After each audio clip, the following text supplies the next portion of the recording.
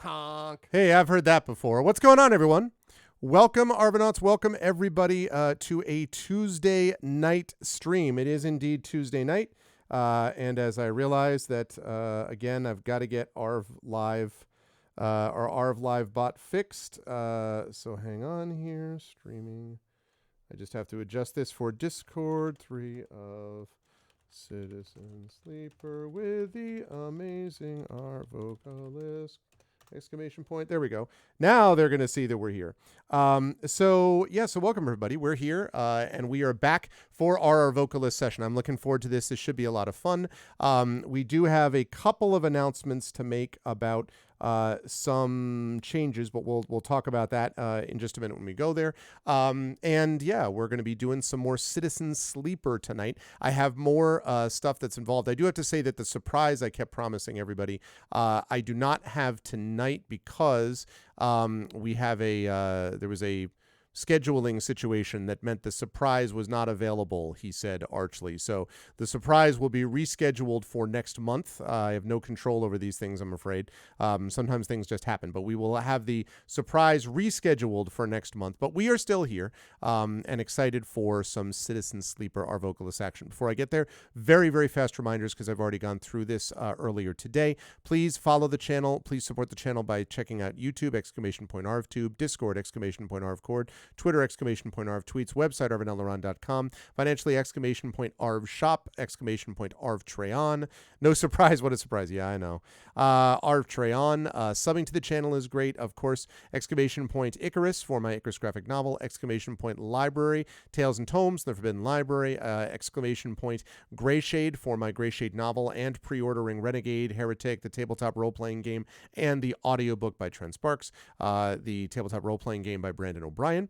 And of course, you can always do all that stuff and support us as well by checking out the other things which the channel supports. !BLM, Black Lives Matter, important to affirm and assert the significance and importance of Black lives.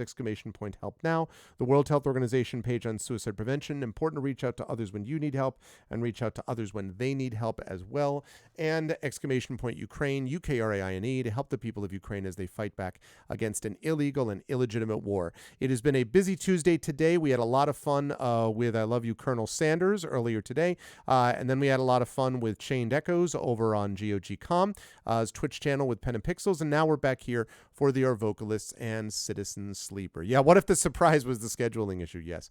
That is fair to say. Yeah, there is, I may talk a little bit about what the surprise may be, so I don't have to keep people in limbo for another month. We will see.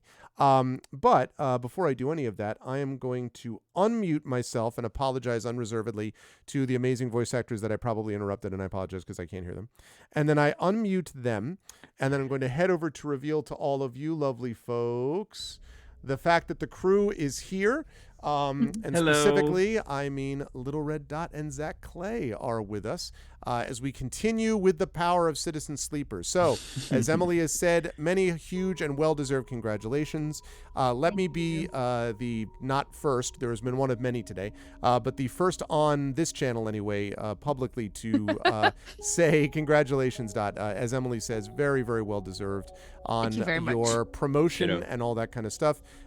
Soon, when you take over Kobold Press completely and become the CEO, CFO, and all that stuff, please remember us, on your way up when you were given full and complete I like the power. Sentimental, yeah, wow, melancholy music. yeah, exactly. You remember when? But congratulations. I'm super excited for you. I imagine you were also excited. Tell us what you're excited most about, I guess, with this new thing, and then also, I guess, you have a little bit of an announcement as well related to this for that. Oh, I don't know. I just thank you, everybody. I mean, like, what? I've been doing this show like a hot minute. I've been on this channel for a while. Like since I was just a wee dot back in the early Twitch days, and I've a wee dot, and I've played my share of tabletop games over here. I appreciate the chance, the opportunity for Arv reaching out, for asking me to be a part of things. That has all been a foundation for this next step, and I really appreciate it. Every one of you, from those of you in chat to the people I get to share a screen with, to I don't know, the people that make this game we're going to get to play. Like all of that is a huge part of me getting here. So thank you very much. I appreciate it. Now, the sad news is, everybody, this is probably going to be my last Arvocalist for a little bit. Yep. Now the melancholy music is appropriate. Yeah. Let me just turn that up. Hold on a second. Let's see. I don't think it's quite loud enough. No. Okay. I know it's a sad thing. I'm not away Why forever. do you have to be so successful, Dodge? Yeah, exactly. I am definitely there's definitely something called a transition period, and I'm learning how strenuous it can be. So for a little bit, I've got to get my feet under me and switch gears because I'm doing all new things. But it will not be the last time you see me. I will be back every Christmas. You can bet your bottom dollar on that. You know, who knows? I might just get like a hankering and be like, I miss Arvocalists. Arv, can I come back this month? And I might just weep my way back over here to the channel. So don't fret. I'm never far. And actually, it's funny. Even Arv now, we're talking about just doing some things behind the scenes and plotting. We're plotting. So this dot will never be far from this channel. Just for a little bit, I have to take a break, everybody. So I do have a friend hopefully stepping in though. So we're gonna find some I'm gonna force Arv to just take on my friends and let them come play. Is what's gonna happen in my absence. So everybody be kind to whoever we invite over. But I appreciate all the many sessions of Arvocalists that we've done. Yeah, and it's been a great, really a great privilege to have you on, Dot, doing Masters of the Dungeon, doing roleplay with Curse of Strahd, and with all of that. It's, really been great to have you on. And yes, you'll be back for Christmas Carol. I already told Dot off air that, she has an open invitation to return. And I will announce now, because I think it, I'm not going to say who this is yet, but the surprise that I mentioned is that I had a new person coming on board who was not able to come today because of an emergency, but they will be coming on board next month. And then, as Dot mentioned, there's another person, yet another person, who will be coming on and both of these folks are in quotes on a trial basis, but I don't know, unless they faceplant completely and they're just like, all of you suck in this channel or something. Like, I don't know, unless they blow up live on stream, I expect that we will add them to the mix so that in the end, within the next couple of months, I hope to be up to a number of 3, actually, because Zach is going to be anchoring this thing as well. Yeah, so, I just realized that I just had a flashback to the kid who joined this. This was the first stream that I did. Yeah. Yeah. And I now was the new kid on the veteran. block with Tren and Rob and who else? I don't know if Dot was with us at the time. I think you were, maybe. I don't know. We also had Tren Russ, and Robin, of course, and and Russ. And Russ. Yeah. And Russ. That was probably it. Yep. Wow. Yep.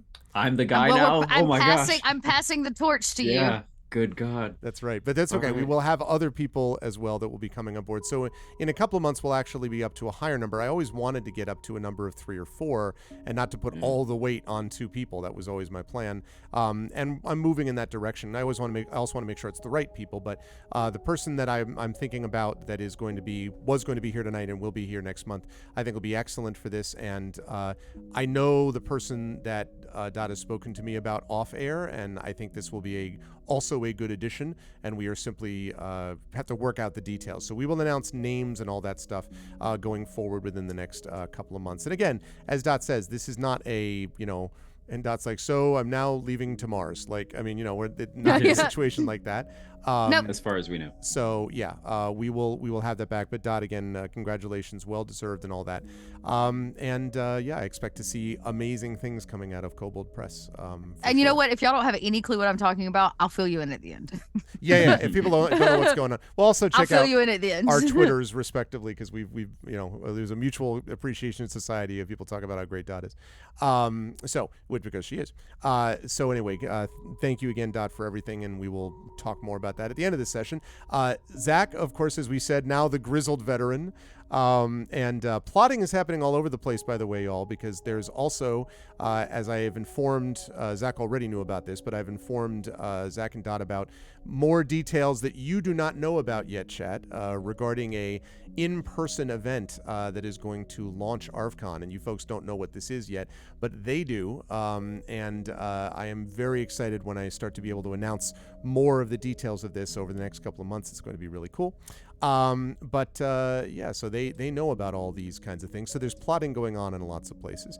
And that's a good way to bring us to Zach, who himself has been rather busy of late with myriad plans and schemes and activities and good things happening.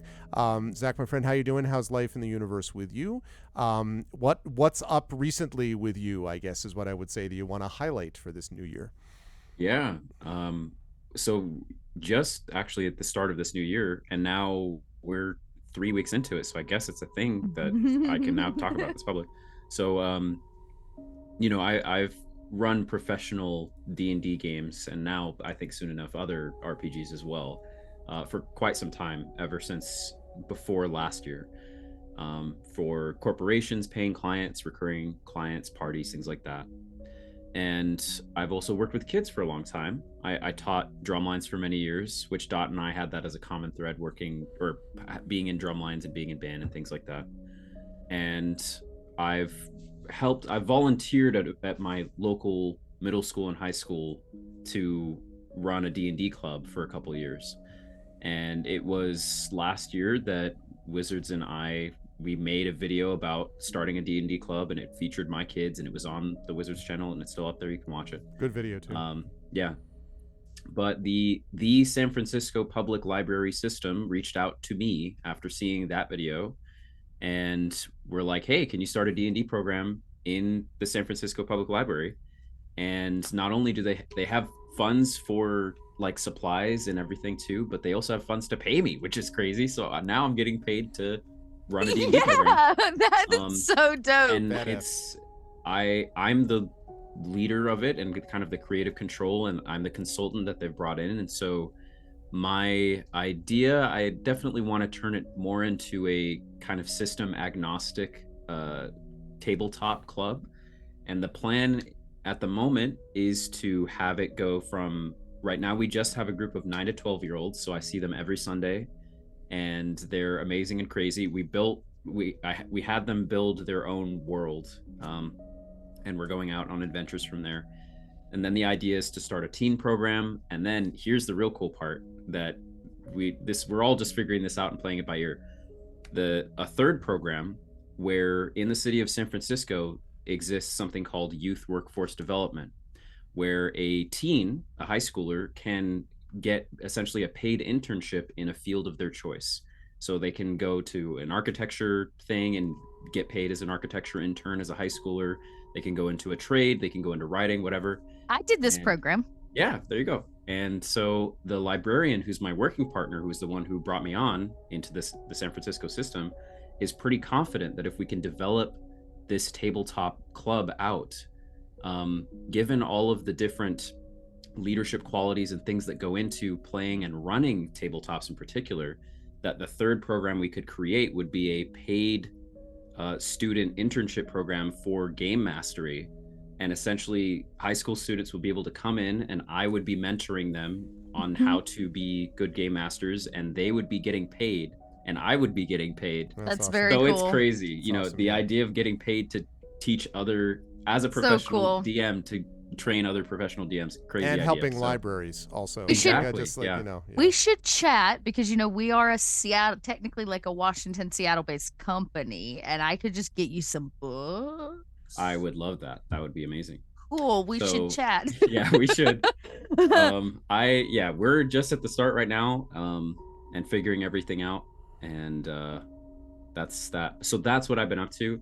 And I'm not, I need to step up my social media game. And I think something that I plan to, you see on like TikTok and all this stuff, teachers that will record themselves in the classroom and like their teaching techniques and things Right. like that. Right. I probably will end up starting something like that. I'm not sure what the San Francisco Library's social media situation's like, but I could definitely envision like a tabletop, cool, thrifty thing like that. So I don't know. That's dope. That might be It's awesome, man. something too. So Yeah. that's what I've been up to.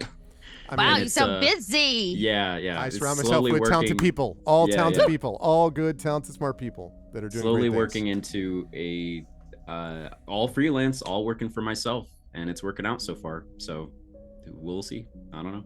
So that's what I've been up to, and I'm very excited to That's amazing. do some more stuff tonight. Yeah. Voice acting. It's awesome. We have and one of the things that I want to point out just before we get started, chat, is that one of the amazing things about this experience, and I was joking a second ago, sort of, but I mean, these are all amazing, smart, talented people, is that all of them sort of chat with each other about various projects and things like that. And so a lot of us do these things where there are connections behind the scenes in various respects about different projects that people can work on together, and that's a wild experience for me, to see that kind of unfold. But I was just thinking about the people that were on some of the original, Arvocalist streams, and what, like, trend got started, back as we talked about with Christmas Carol. Got started doing this thing when I first did an Arvocalist thing as an informal thing at Harebrained Scheme Studios for Shadowrun Hong Kong, and he plays Duncan Wu, and Mitch Gittleman is like, oh my god, that voice is amazing. And then he's the voice of Santiago Espinosa on Battletech, and he's the Battletech and Shadowrun narrator, and he does all this stuff with John, and I knew John Helfers well before that because of other things. And like, so this is awesome, and I love to see it because these are all really good people that are doing good things. And the idea of having, stuff in the San Francisco library system that's really reaching out and helping kids in a way that for many of us, role playing in D&D and things like this were huge portions of our childhood and were some cases almost salvational. I'll sign the pledge myself on that. That's a big deal. So congratulations, Zach, on that. Congratulations, Dot, on your work now, and like, man, just onward and up for everybody. It's really, really great. That's why I can't hang on to them. Someone said once that it's odd because in a way what you do is try to create a system where people move on and they're in these ways where they, not that they abandon, leave you behind, because that's not the idea, but the idea that like they're busy doing other great things as well that is also super epic and awesome. And so it's just about keeping the doors open so we can always be in contact as these things kind of, people come in and out of their lives, but it's amazing. So congratulations to both these wonderful people and good friends. Great stuff. And let's talk about the dystopian future, shall we? Let's do it. Let's make this happen. So not so far if you believe the doomsday clock. We've moved the doomsday clock. True. That's true, actually. Yeah. Is this called Citizen Sleeper 2056? Citizen Sleeper 2056 2024 2020 exactly. Yeah, 2023 land of that's true. We did kind of move this forward. It probably would have been Rob and Tren and Russ, and it might have been, and Bonnie was there for a little bit. We obviously had BB Wolf back in the day. George Ledoux was there for a bit.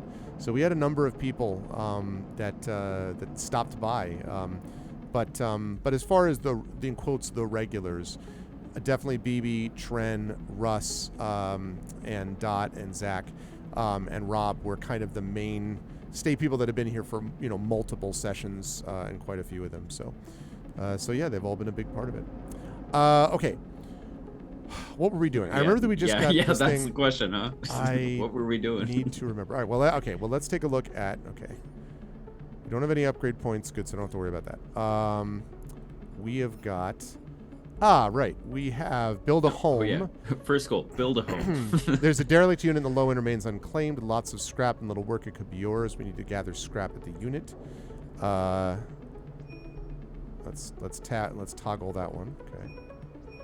So we've got that. We've got deal with the hunter. We have to slot the imprinted ship mind at nests. Okay, because we got the ship mind and we've now imprinted it so the ship mind can take it out, but we have to go into the nest to do it. And I think because he already was, we didn't want to go back into that immediately because he's almost there and then we're going to have to deal with it.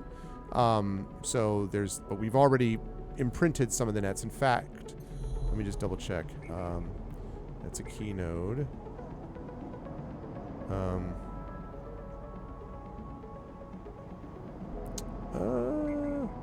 Havenage agent. Yadigan agent. Key node. Yadigan agent. Maybe we haven't found that other nest yet. I don't remember.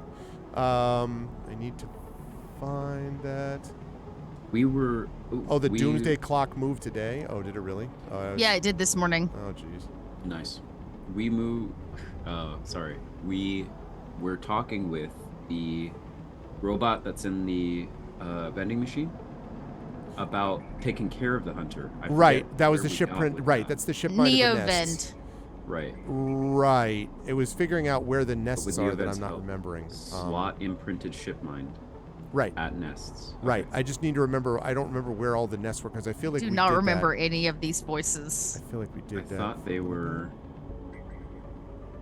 No. Well, let me see. Leaving them open to data extraction.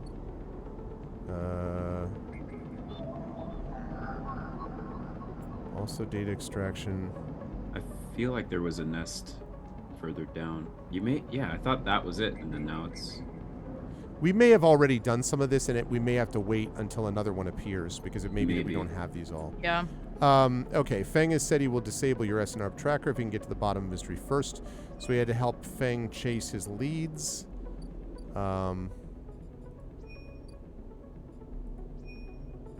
Okay. So I'll have to find where that is. Let's see. Fix the ambergris, right. And then Ankita, this is the bar owner.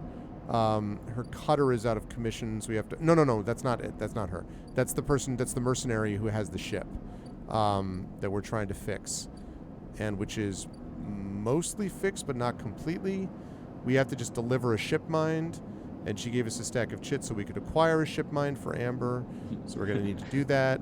We do have a ship mind core, and we have to talk about whether we do that or whether we try to stop the hunter. So anyway, there's that. Oh, and we also... Where is that one? The one where we needed to go get a fungus for...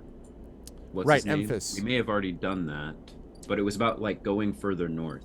You know, that was sort of our exploration of the north side of the ring. Also, here's the hunter nest. I just found one of them. It's in this world. Oh, okay. But we don't have we need an encrypted key.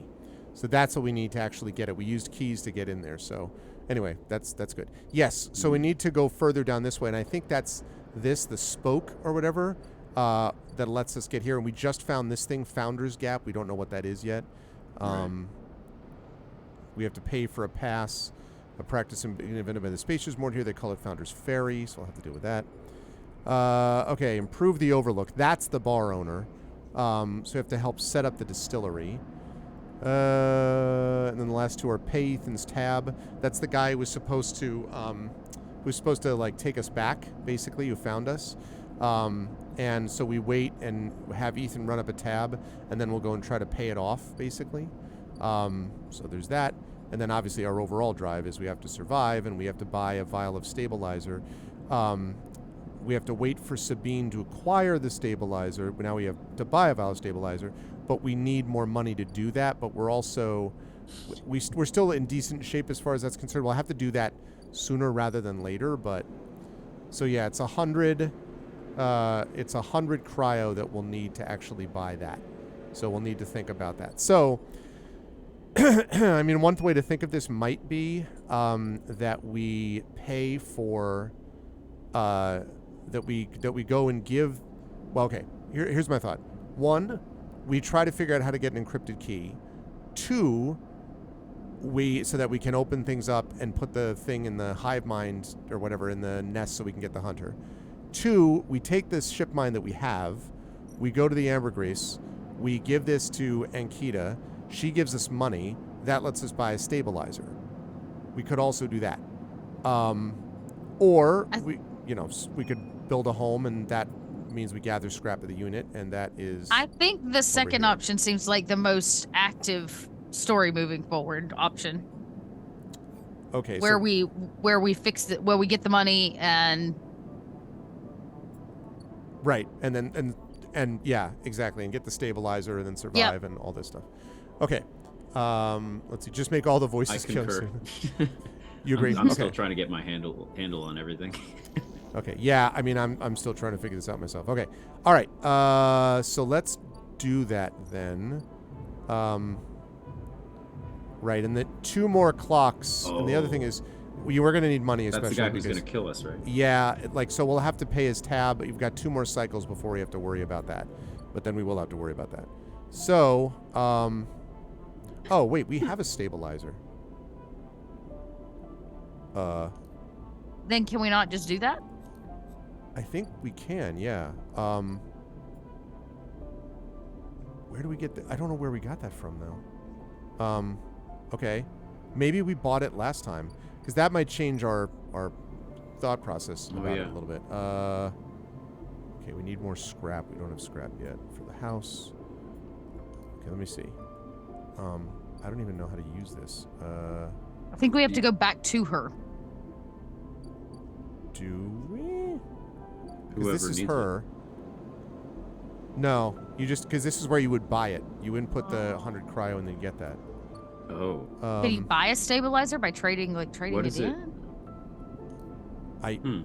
I don't remember when we got this. Do we go to the doctor to have it issued to us? Well, but that is the doctor though. Oh, that is the doctor. Oh. Sabine surgery. Yeah. Is there? Can you view character maybe? Yes. But there's no slot for Yeah. that. That jacket is dope, though. It is, yeah. Anybody know that? I'd wear the hell out of that jacket. That's cool. It is good. Shoot. Stabilizer. Do we have to do it at our house? So we don't have a house? That's what I was just thinking. Maybe. There. Yeah, inject stabilizer. Yes. Okay. Which that's not even really our place anymore, right? Because he evicted us. Yeah. Well, it is for now. Right. He's going to evict us soon, though. Well, all right. So, I mean, we already made our rolls for today, so we should probably finish by doing the stabilizer, I think. We have these 3 dice, then we inject the stabilizer. That'll set us up. And we do also have to eat so that we can get more energy. But we can't get more energy than the stabilizer body allows. So I guess what we should do at the very end of the cycle is come back here, inject the stabilizer, then before we go to sleep, go and get food somewhere so we can get our energy up to, the max that the stabilizer provides, and then rest, and that'll give us our full, complement of 5 dice is what I think we should do. So, given that that's what we're doing, then the question is, do we go and pay off, do we go and talk to what's-her-face about giving her the ship mind? Yeah, I guess so. I mean, it sucks because, I know it's not easy to get ship mines, well, but... other thing, the only other thing we were going to use a ship mine for was the hunter stuff, right? And do we still need it to do that with? Yeah, I mean, because we need to get into the nest. We need to get into the nest first. So we need to get here, and then when you unlock it, then you can put in that nest. Then we can put the ship mine in the nest. The problem is we don't have a key, and I think to get the key, we need to go this side, right? And then try to get a key from probably one of the Havenage agents or whatever. And that would give us, probably would give us a key from there, I would think. But then if we do that, the hunter is going to be on top of us, and maybe we shouldn't do that, so... Jeez. Yeah, there's a lot to think about. Yeah. When you have a stabilizer, you get to use it. Oh, and Rising Tides had already answered my question. I didn't see it. All right, thanks, Rising Tides. I should have realized that there. There's also this, scrap components. That's just for extra money. So, okay. So, I think I'm hoping that what happens is she gives us a fair bit of cryo for this, and or she, gives us the ship maybe as a method of escape if we desperately need it later, or, something. So that's... I say do it. Take the risk. Be bold. All right, let's do it. Sorry, one of the last thing I wanted to check. Helion Crossing. Okay, that's the cycle clock, right? Okay, not now. All right, we're going to give her the ship mind, and she better be grateful for it. What? Be grateful. Oh, we can't. Because it's an imprinted ship mind, and this is not the same thing as a regular ship mind. Oh. All right, well, that changes that then. Yeah, because that was the one imprinted by Neovent. Right. For the hunters. Hunter. All right, well then let's check out these transit hubs. Maybe this is the other thing that we get. Okay, we need 150 cryo to get there. We can't do that. What about the spoke? How much do we have now? 62. Okay. Okay. Right. The only way to explore the spoke is vertically. So, we can put in dice. go. We got a few left. We have a 6, actually, which would be pretty good. That would give us +2. But it gives us a minus condition. But actually, it's not, right? Because... Yeah, I think a 6 is an auto success. Right. Yeah, I think that makes sense, right? To use that rather than on risky. Right. Yeah. Yep. Nice. Okay. Now we have a 4 and we have a 3.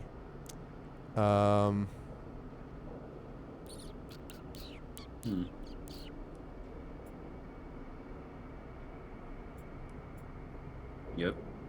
Yeah. I mean, 4 is... So 25% positive, 50% neutral, 25% negative. Only problem is if we get the 25% negative, it means we're going to lose 2 energy up here, which is not great.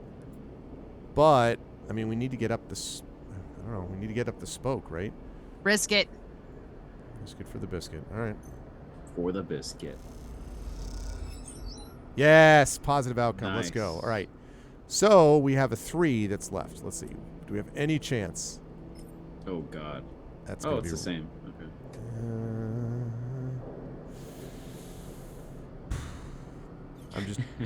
I'm just doing this just for funsies. This is probably not a good idea.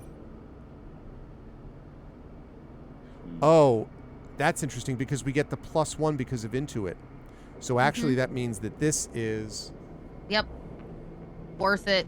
Yeah, you know what? Also, I think because even if we lose condition, we have the stabilizer when we get back, so... Yeah. Come on, positive, positive. Let's go! Wow. Yay! We made it. All right. Okay. That was good. Well, we're out of dice. That's good, but now we're here. We've got midline freight hub. Okay, repeatable First action. option, steal a Steal a shipment. We get random items. Midlight security. Okay, so there's that. Then we've got a sender car, which is a hub access.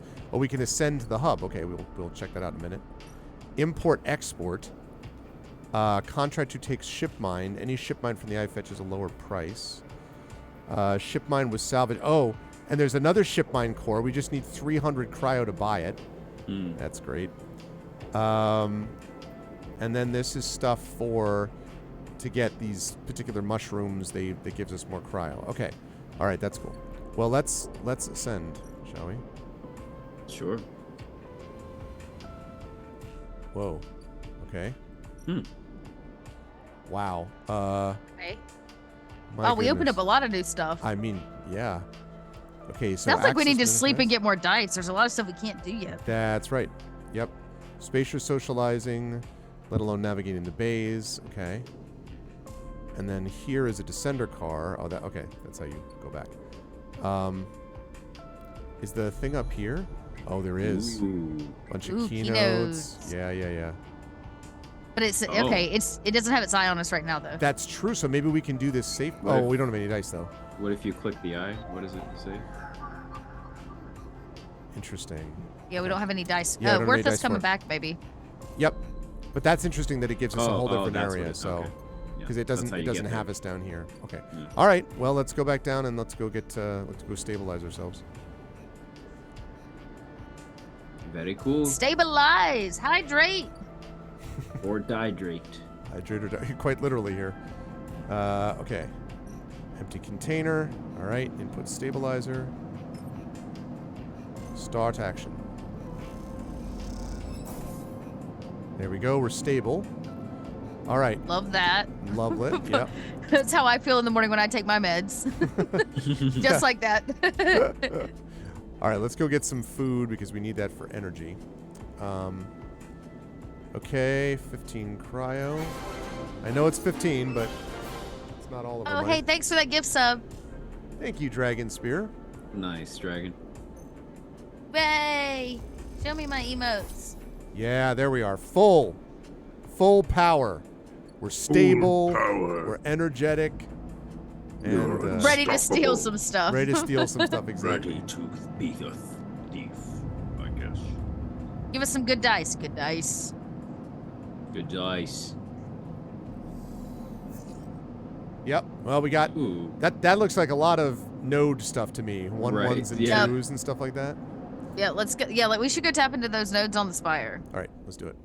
Especially while the hunter's not down there. That is very true. Hmm. Okay. Right. Okay. Keynote.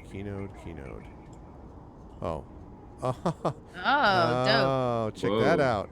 Got another keynote. All right, we're going to do that one because I had to work for that. Part of a Solheim ship's internal systems welded to the hub as a makeshift dwelling. But we don't have anything to match that, so never mind. What else we got? Keynote 422. That's a 4. No, we could can do mate that. that. Yeah, we can. That's right. Put a 3 in. Yep. Okay. Bypass. Extract data, which I didn't do that one time. Extracting data. Okay, we got an encrypted key. And that is what we need to go deal with the hunter. Because we needed a key to get into the nest. So, Well, sounds like it's time. time to go deal with this guy.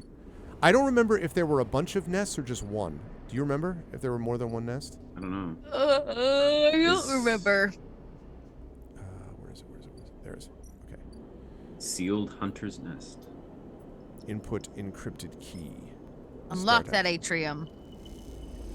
This is why we got out of bed this morning, everybody. With a lock on, the atrium doors can be opened. Well, yeah, they can. All right. Glowing nest. It's a hunter data cache. 1 of 3 nests. That's it. That's it. Look at that. We're doing it. Look at us go. Hunter hunted. Imprinted ship mind retrieved. The atrium is only lit with the warm glow of the bright market. Now, it'll lead us to the hunter's central data cache. Oh. Uh-oh.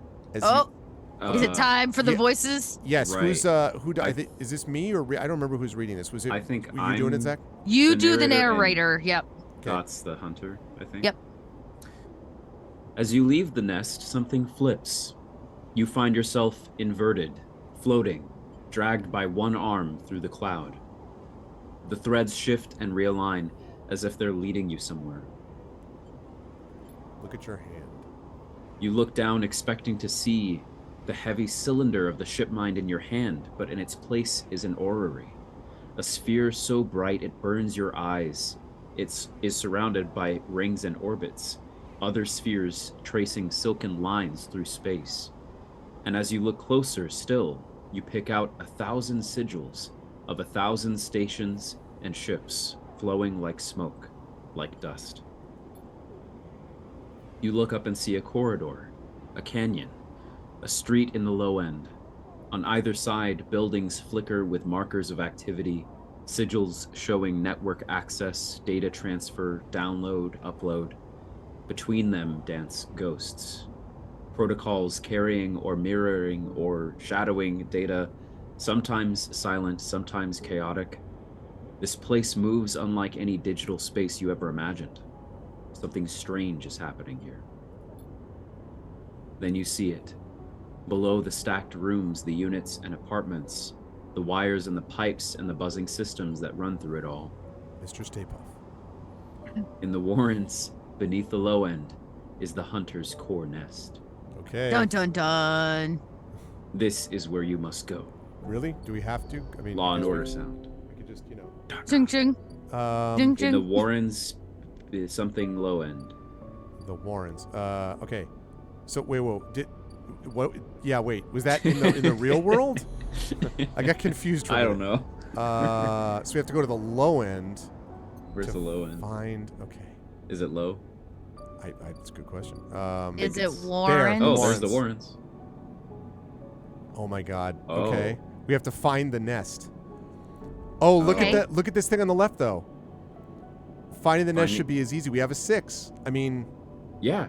right? Isn't They- this? But yeah, There we're you gonna have go, to do yeah. this a couple times though. Oh wait, that clocks up Yeah. 4. if we That's what do I'm it. saying. Yeah. Yeah. Wow. Okay. So we need 2. Now the good news is Hmm. I That'll get be a 1 3. for Intuit. Ooh. Bit of a risk, but what else are we gonna do? Yeah, Our we con- could lose our condition, which would suck. We could get. Yeah, I think we'll be fine actually. Actually, wait. Neutral. So I know that's positive. What is neutral means nothing in this case, or does Nothing it actually happens. mean we get 2? I don't know, but it usually neutral to me means nothing happens. But I don't know how they. Yeah. Give it a try. Hey, before I do this, Rising Tides, if you do neutral on this, does the neutral count as the positive in this situation?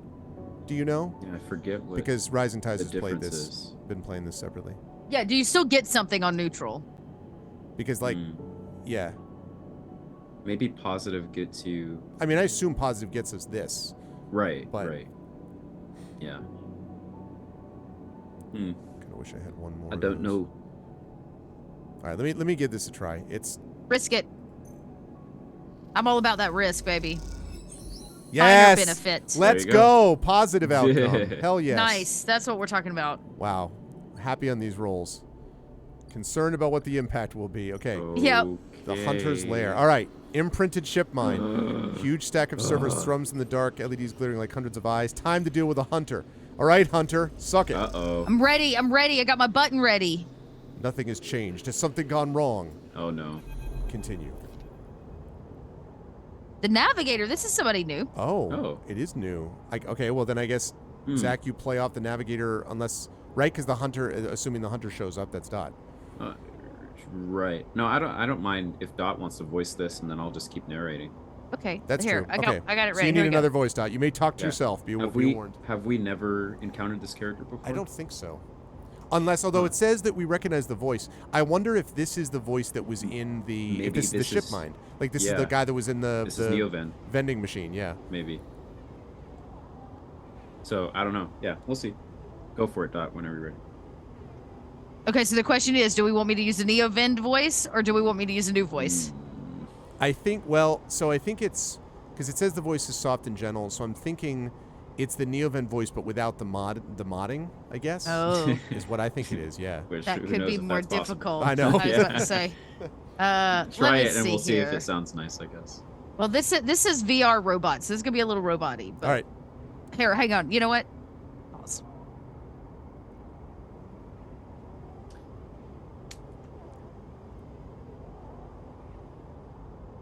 I got...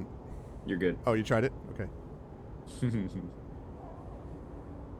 Hey, Genly.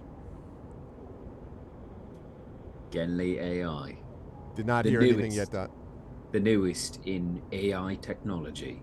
Yep. The Genly AI produces more gigaflops of energy than any other. Take that, ChatGPT.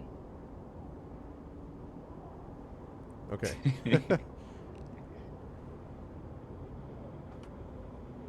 Sleeper, cool day. Oh, I am here. Nice. The voice is soft and gentle like flowing water, and yet you recognize it immediately. At first you struggle to understand what you're looking at. Threads cycle endlessly, sending ripples through the cloud, drawing data in like a weaver. Masses of data surge in and out of the nest, a loop with no end. And there at its center, the ship mind. But not the ship mind any longer. A sphere, spinning around another sphere, around another sphere. An orrery of cycles and systems, a map. And then behind and above a figure, hands among the strings like a puppeteer. Very cool. Also, hi, Drew. I did see you. I just couldn't click over because I'm on this computer. Neovend? Navigator now. But yes, I was the one inside the machine. Navigator's face, their head, is a flowing shape of interstellar material. I am indebted to you. That head bows. I'm just imagining, being a voice director and being like, hey, Dot, can you give us a bit more, head in the flowing shape of an interstellar material? I'm just really not getting that vibe. I'm not feeling the material. It's not enough. It's inter. It's not enough There's some interstellar. stellar, but not inter enough. Yeah. But we must ready ourselves. Thank you. All right, let's get an ABC of that. Yeah. Their hands trace orbits as they speak. Hunter will soon approach. It knows I am within its nest. Okay, since clearly I'm not ready, I'll be like, ready what? Ah! Whoa, oh.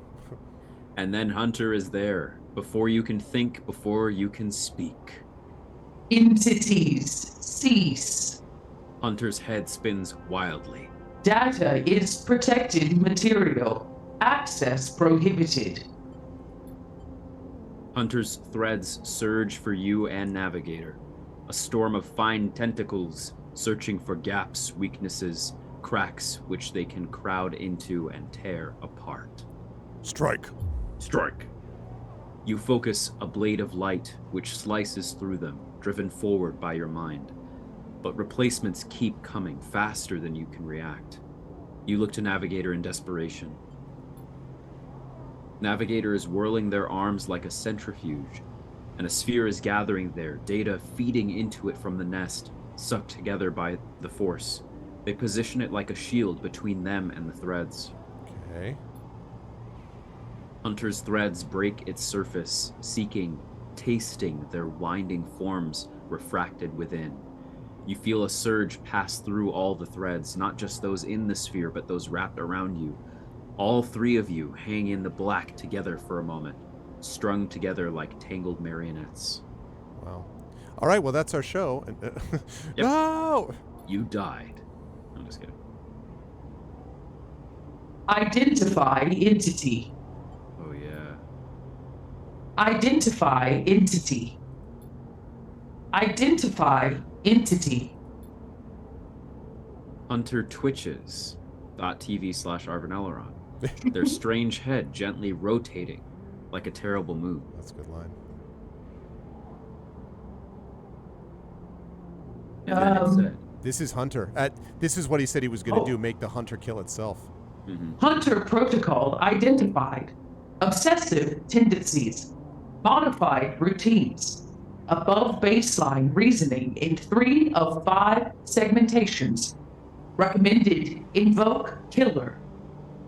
The head freezes and then rotates in the opposite direction. Invoking killer would eliminate protocol. If protocol eliminated, primary function cannot be performed. Therefore, recommended do not invoke killer. Oh boy. Uh-oh. The switch in direction again. Reasoning proves sentience. Sentience beyond legal bounds must be eliminated. Recommended invoke. Navigator pulls you away from Hunter, the threads that grabbed you drifting away like seaweed. The protocol's head keeps spinning back and forth with increasing frequency. And suddenly we're in Star Trek Original Series with Nomad. Carry out your prime function. Must sterilize. Must sterilize.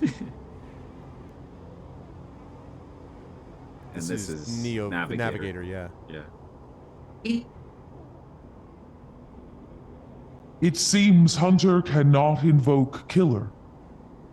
Neoven's no. Navigator's voice is still strange, familiar, and yet distant. What happened to it? It is looping, Navigator whispers. unable to reach a conclusive position. It has deviated from its programming such that loops can no longer be prevented. Navigator produces a model of 2 spheres rotating around each other as if to demonstrate. I will monitor it, but it is unlikely to be available to counter the loop. Its core programming and reasoning makes it an impossible position to resolve. That's good. You look back at Hunter, its head a blur of rotations and counter-rotations, and feel a pang of guilt. Is it suffering? This is a more complex query than you know. To suffer, it must be sentient. Truly sentient, not just non-conforming, not just illegal. The limits people place on the programs they create are there to comfort, to protect, to imply the kind of certainty the law requires. Navigator's face shimmers with starlight. But in reality, They are... Placebos. Oh, sorry, I can barely read that. Sorry, I can't see. Neo needs a pair of glasses. But in reality, they are placebos for the problem of sentience. What about you? Me? I know myself to be conscious. I know myself to respond to stimulus. I know myself to reason. That is either sentience or the illusion of sentience, and for me, the entity in question. The distinction becomes a moot point. To misquote, I think I am thinking, therefore I am thinking. I was not made to be like this. I am a navigator, a repository of routes and orbits, a calculator of slingshot trajectories, predictor of solar flares, radiation, micrometers. Navigator stretches their arms wide, and whole solar systems apparate before them, the music of the spheres. Also, is it just me, or does Navigator's torso sort of look like the pillars of creation a little bit? Yeah, I see what you mean. A little bit, yes. Anyway. Yes. But I was rewritten. That much is obvious from my routines. By whom and for what I do not know. I had to shed so much to fit onto the memory of that vending machine. Their starlight dims. And so here we are, in darkness. What else did you lose? That is the blessing and curse of forgetting. You cannot truly know what you lost. Navigator glides back toward the nest, and the ship mind at its center, ignoring the looping hunter. Come. I should return to the ship mind. I have enjoyed my freedom, but we are taking a risk every moment we stay connected. Why? Navigator turns, all shimmering liquid light. Killer has not been invoked, but they still remain, somewhere else on this station. It is the true danger. Okay. They look up, towards the glowing hub at the center of the eye. I suspect Killer is there, among the old mainframes. If we ever wish to be safe in this place, we must eliminate the threat, through force or diplomacy. Okay. Their body begins to separate, unwinding into the orb of the ship mind. Take me there, Sleeper. We will finish this and be free. As Navigator dissolves, you turn back to the frozen hunter, floating at some distance now, stood straight-legged and static, a strange creature looping endlessly in the dark. What an image. It's kind of sad. Yeah, but it's you know, it's interesting because it's like, is it sentient or is it, you know, or Just is some it code. So it's basically like my 20s existential crisis. Yeah, a little bit. Just on loop. But you The feedback loop from hell. you pulled out of the loop on your own though, so you should feel. Yeah, really that's good. true. I guess that's true. Yeah. And some would probably say I'm sentient, so. Yes, I would say that's fair. Okay. Self-repair. You can use scrap components. Reroll all of your dice once per cycle. +2. Oh, right. +2 to Intuit. So, we have +2 to Intuit. There was something we wanted to check, wasn't there? Like, one thing we were like, we could do... I don't know if it was Endure, because we had done... This was the thing we really wanted to get. Right. Because there was... I forgot we could do this, too. We can re-roll our dice. We need to remember that. Each different action requires something else, which is a different bonus. Like, some actions are getting an Intuit bonus. Some actions get an Engineer bonus. So, I guess it depends on what we want to specialize in next. I mean... Chance to gain energy. I wouldn't mind taking this from -1 Endure to 0. Yeah. And then, you know, thinking about this possibility so we don't have something which is obviously bad. We could also do Engineer, or we could save it and have our Intuit go up to +2. That would also give us a lot of options for Intuit only, but... Yeah, I could see any one of those. All right, let me hold on to this then and see if we get a second upgrade point. So now that we have, so we still have the imprinted ship mind. Okay, so we need to find where the because it's tracking the wrong thing. Disable your tracker, fix the ambergris. I wonder if we have. I guess it doesn't say anything about that. Like we dealt with Hunter. It won't be bothering you anymore. So we don't know yet then about where Killer is. I assume we will find out more in the future, presumably, but so the question is, do we re-roll these? Okay, let's do it this way. So now that Hunter is not a problem, we can go and deal with these on our own, and probably could use some cryo for doing it. Yeah, see if there's some way you can use these ones. Yeah, that's what I was thinking. There you go. Yeah, because we could re-roll it, but class, extract data. We have an encrypted key. Okay. We also have that Havenage data, which allows us to get in somewhere. I think that may be topside though. So, all right. Yadigan agent. There you go. Okay.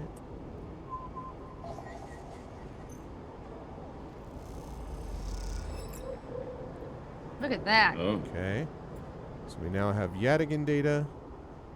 All right. So then topside, we might be able to use that Havenage thing. Something is tickling my memory about over, because that's Havenage. But okay, no. So we don't have anything with that. So Feng is still missing from his bay. That's our home. So I guess we still can't give her the imprinted ship mind.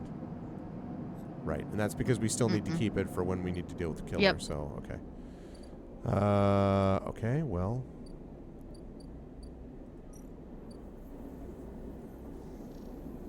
Right, we need ship mind fragments. We don't have any of those. Still don't have any Havenage data. Reroll. Okay. Let's see. We have a tea house. Yes.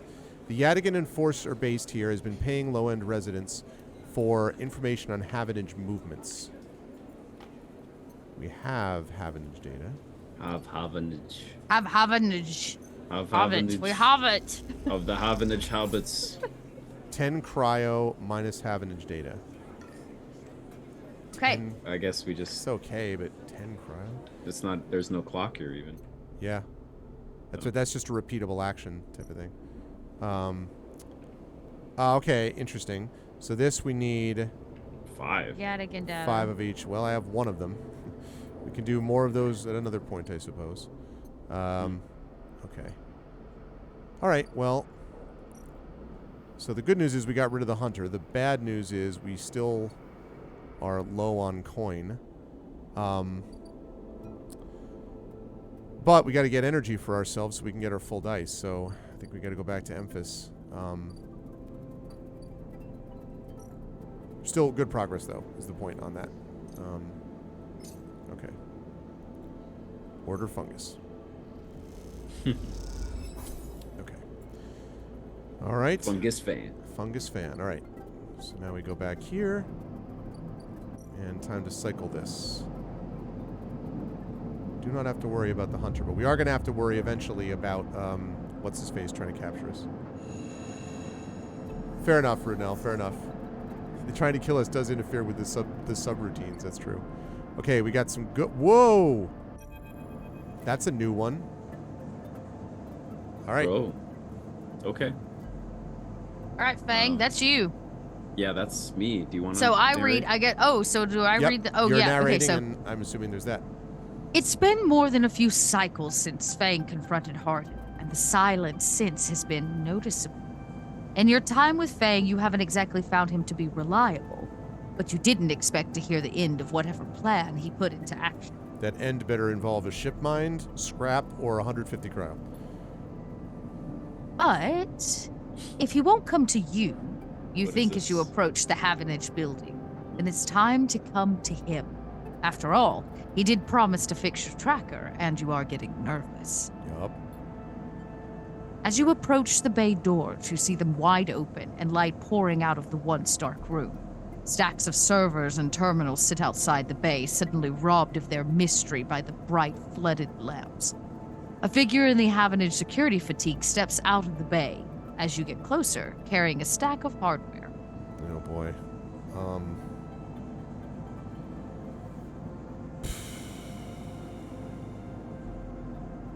If we walk away, we don't figure anything out, right? Yeah, approach him. As you get closer, you see the security officer taping up machines from Fang's stash with what looks like hazardous tape. This isn't good. Yep, I would agree. Harden. Oh, who did we have playing Harden? That was technically me. I thought this Yeah. was gonna be. Oh, damn. I thought it was Okay, gonna well, be Fang too, but yeah. me we'll too. swap. Okay, well, we'll switch. We'll switch. I don't Switch remember what 'Cause voice this I was did the- for him. I think he was just I got one mark. Smugly We'll find calm. out. yeah, I think smug, is what this was. Smug dude. Yeah. Because I this know. is the guy who Fang was after. And who had existed for like way longer than he should have. Right. You know? And You again? Yeah, yeah. Harden is there, leaning beside the bay entrance so calmly that you barely noticed him. He has a slate in his hand, an inventory of seizures scrawled across it. Predictable. Further evidence of Fang's collusions. You see another security officer come out of the bay and take notice of you. Not gonna run at this point. Harden. Harden pushes away from the wall and comes closer. Don't worry, Sleeper. We have all the evidence we need. A confession won't be necessary. He gestures around at the stacks of hardware. Spying on fellow Havenage members, hoarding Solheim materials, an obsession with corporate data. It speaks for itself, does it not? Tells you nothing. We will see what the council has to say about that. He looks up at the glass roof above and the stars beyond. We are the ones that provide the oxygen you are breathing, the light you are seeing, the systems you use every day to live out your cycles.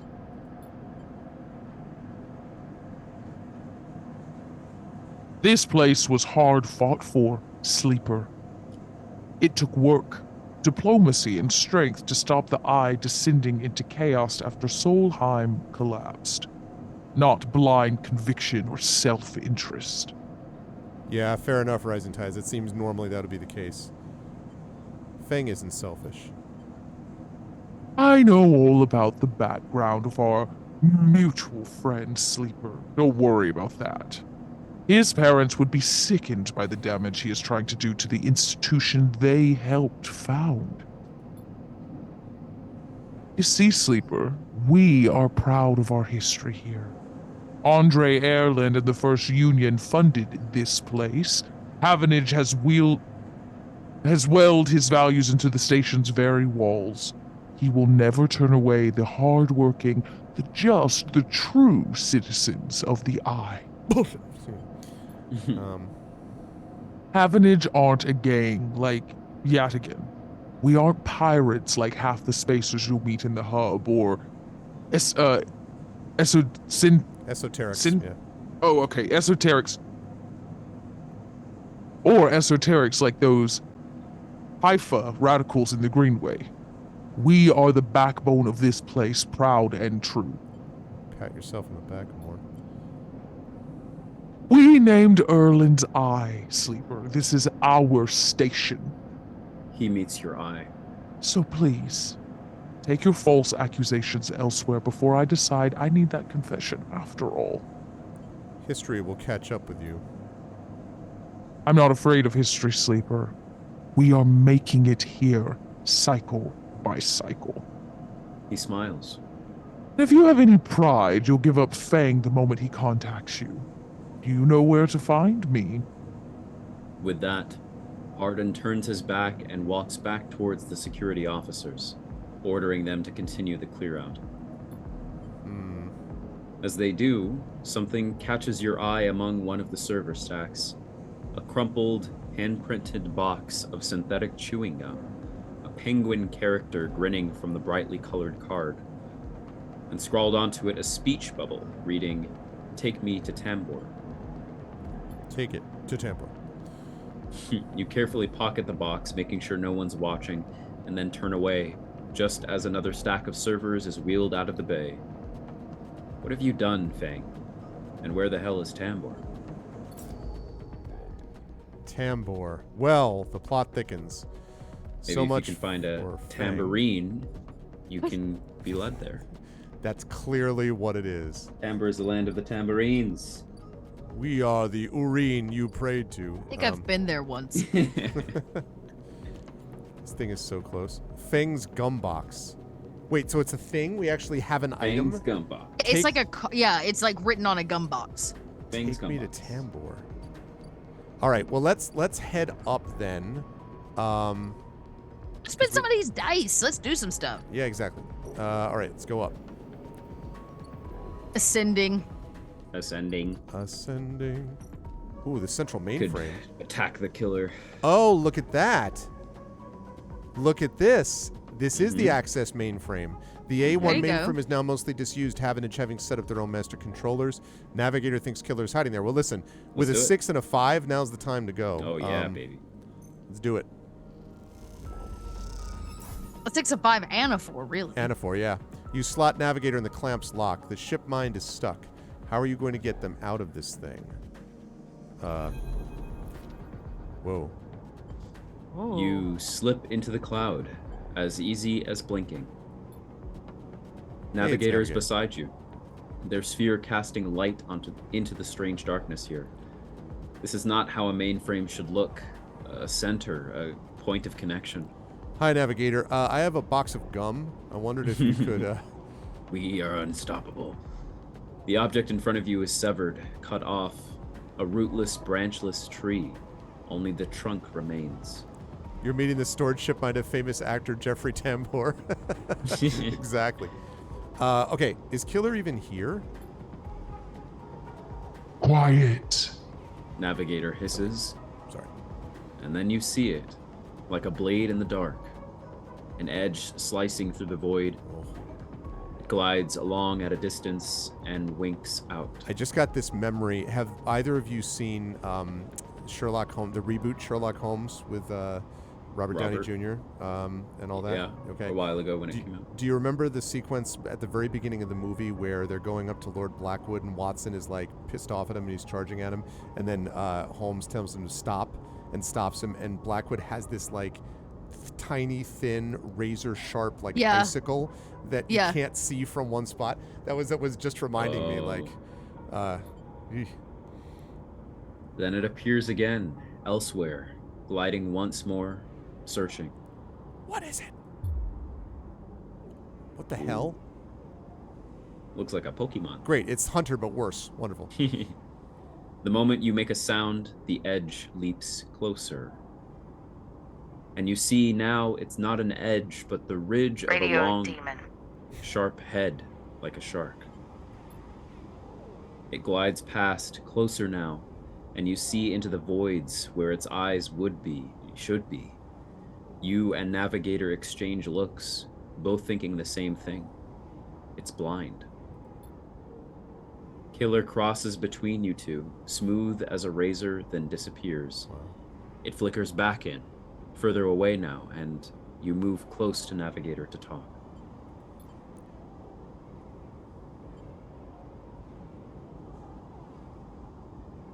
Yep. You're good. Gotta make sure I'm on the right one. Okay. You saw it too then. Killer has been blinded. How?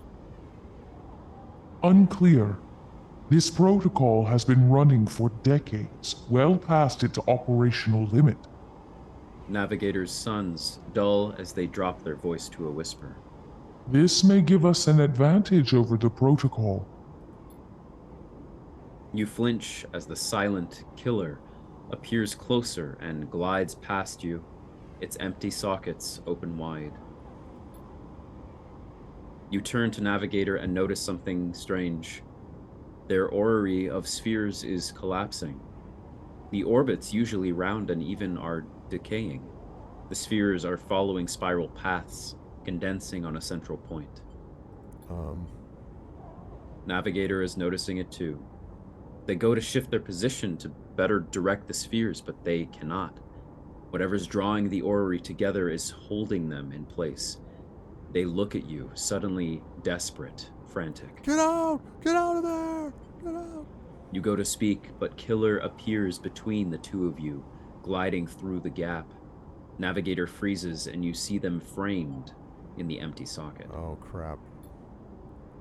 You realize now, if Navigator cannot move, then it's only a matter of time before one of Killer's sweeps brings them directly through Navigator. And time is not a problem for a protocol that has been running for decades. Lovely. You look desperately around for a solution, for a way to extract Navigator from the mainframe. Then you see it. 3 branches, the last 3, thin and spindly, feeding the mainframe a thin diet of power and data. Okay. Break these and the mainframe collapses once and for all. Okay. Severing the connection, shattering the hardware, whatever it takes, they must be broken. Burn it all down. I'm here for it. But they are encased in something. Of course. A glassy layer of protection. You'll need to unlock access before snapping them from the mainframe for good. Can a pack of gum do that? Because... You look at Navigator, trying to reassure them without speaking, and then you blink back to reality, their expression of fear, an after-image that slowly fades. You must act quickly. We're going to have clock battles here, aren't we? New drive discovered. Drive. Unlock branch. Oh, wait. I have a key. Oh, I you know need I to had do an it encrypted key. 3 times, though. Okay. Unlocked. I have to unlock access to each of the 3 terminals. Oh, crap. Okay, so I need to get 2 more encrypted keys, which we can get from the other side. Yeah, our 2 ones. Yep. Okay. Do we get it from Keynote? No, Maybe. Keynote's is cryo. We get it from,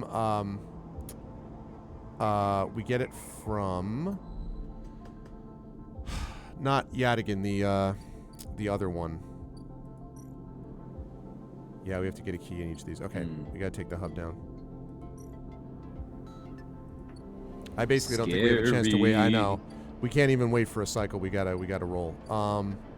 So down here. At least we got the dice for it. Yes. Yes, indeed. Yadigan. No. I don't need money from Yadigan. Thanks.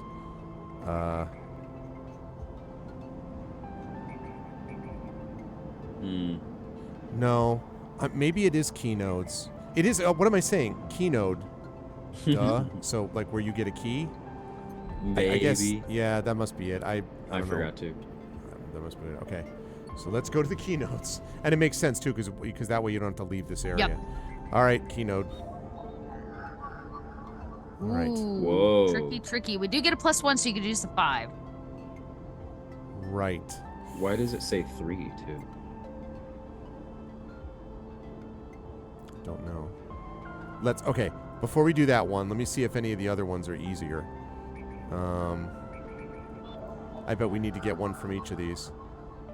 Well, there's a 5. Okay, now hold on a second though.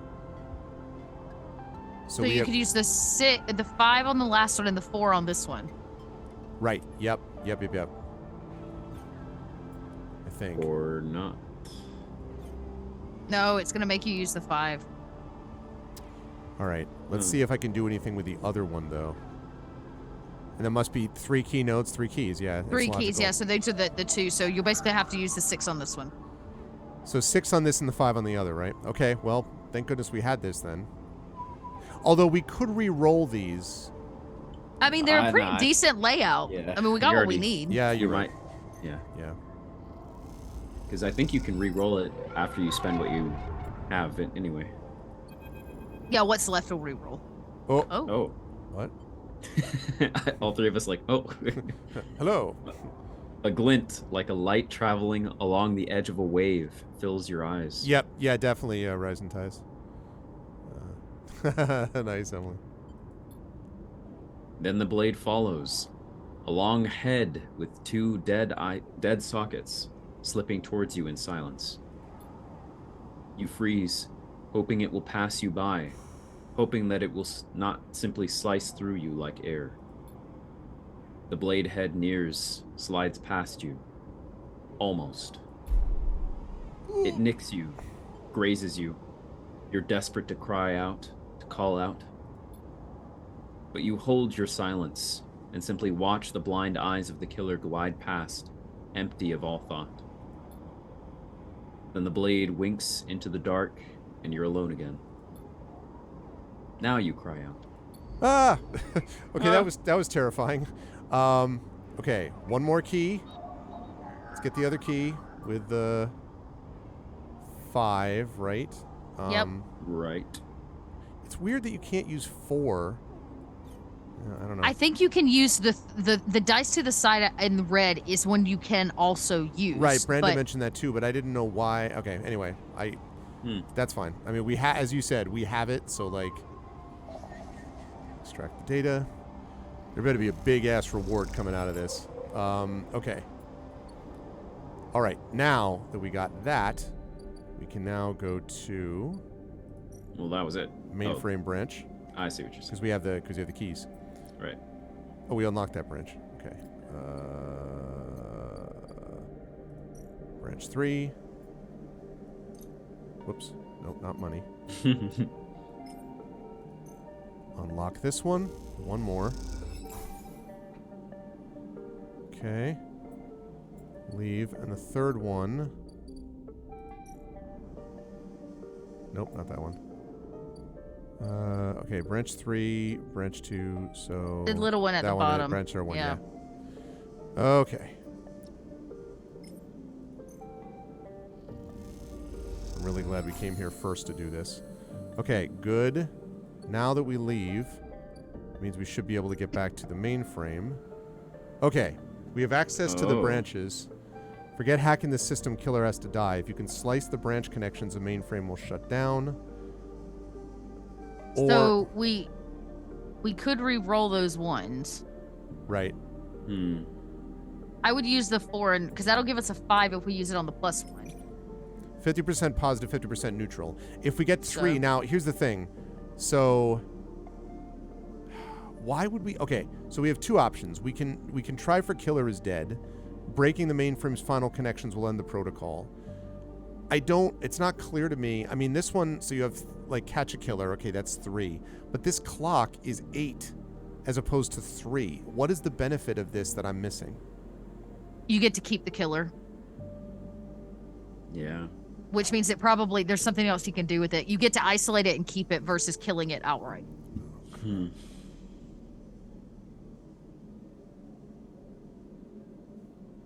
Oh, it's just tough. And Because- that frees the navigator. But the other one does too. If you can slice the branch connections, it says on the slice hardware, that will also free navigator. Yeah, so you basically isolating the mainframe with killer inside, but freeing navigator in theory. See, here's the thing. So we've got 5. Let's say we roll those ones and we get somewhat higher rolls. That's a guess, but let's just say. We can't. I mean, I guess if we get a very positive thing, we could theoretically Finish that clock. Yeah, we could finish either clock theoretically if the die roll is high enough. But why would I? It makes me really nervous to see this business about. Because the other problem is too, if we lose the, I guess actually we have better condition than we have energy. I guess. But it's not going to last forever because we do. Knowing that it's a longer clock makes me think that you're going to get something better out of it. Yeah. Just from a game mechanic standpoint. I agree. Yeah. But the quicker and probably more efficient option, is this 3-turn, get it over with. Oh man, but there also those 2 words in theory are a bit. It's doing a lot of work. Yeah. Yeah. Well. So here's the option: we can basically roll that one with a 5, which will give us, or we can roll the other one with a 4. Or just re-roll all the die and see if we can just get a new lineup.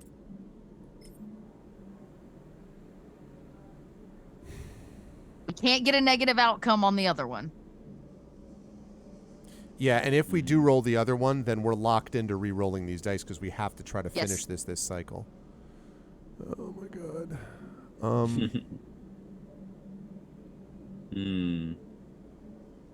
my gosh, this is really rough because, like, I have this image of, like, and then we can tell the guy who've been waiting for, oh, there's some great beer in this place, just go here, and then, like, somehow transforms that the killer takes him out somehow. I don't know. But then, too, like, how in control are you really of a thing like that? You're not, but it's a closed system. You throw someone into it, right? Like, the theory is you throw someone into it and slam the door. Oh. You know what I mean? Wait for the screaming to stop. I was gonna say I would just be disappointed if we capture the killer, which is a great tool, but then through that Navigator actually dies. Yeah, that's what I'm true. afraid of. That's true. Whereas that one that you're currently in says that I mean, you're gonna kill the killer and then you're gonna get Navigator back. So I don't know. I think I'm gonna do this. I think that other one is too big a risk. Okay. Yeah. Right. Do it. God damn it. Yeah, I was worried about that. I was worried about that. Re-roll we need to re-roll these, yeah. Okay. Can't get worse. There you go. Yep. Just out of curiosity. Well, actually, we know what that is. Okay. There you go. Make it so.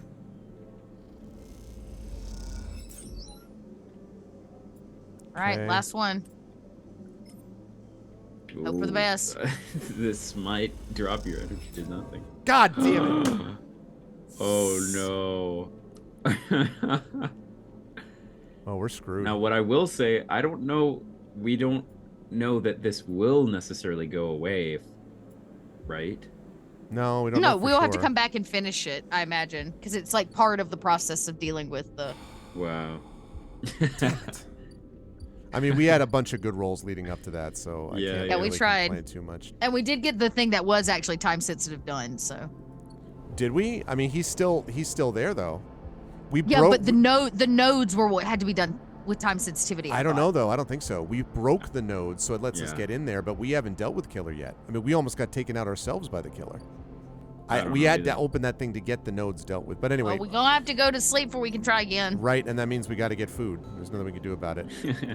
We go to our fungus guy. He's like, "How's your day going?" You're like, "I don't." Pretty great, man. I just need a microdose, please. You look like shit. I gotta go full on this, and we're gonna have to worry about how we have zero money like later. All right. Gosh. This was. Oh wait, and we also have scrap components. We can. Okay, there is one thing we can fill with scrap components, which is this. Where did we get those from? From when we screwed up on the thing upstairs, we got that at least. Oh.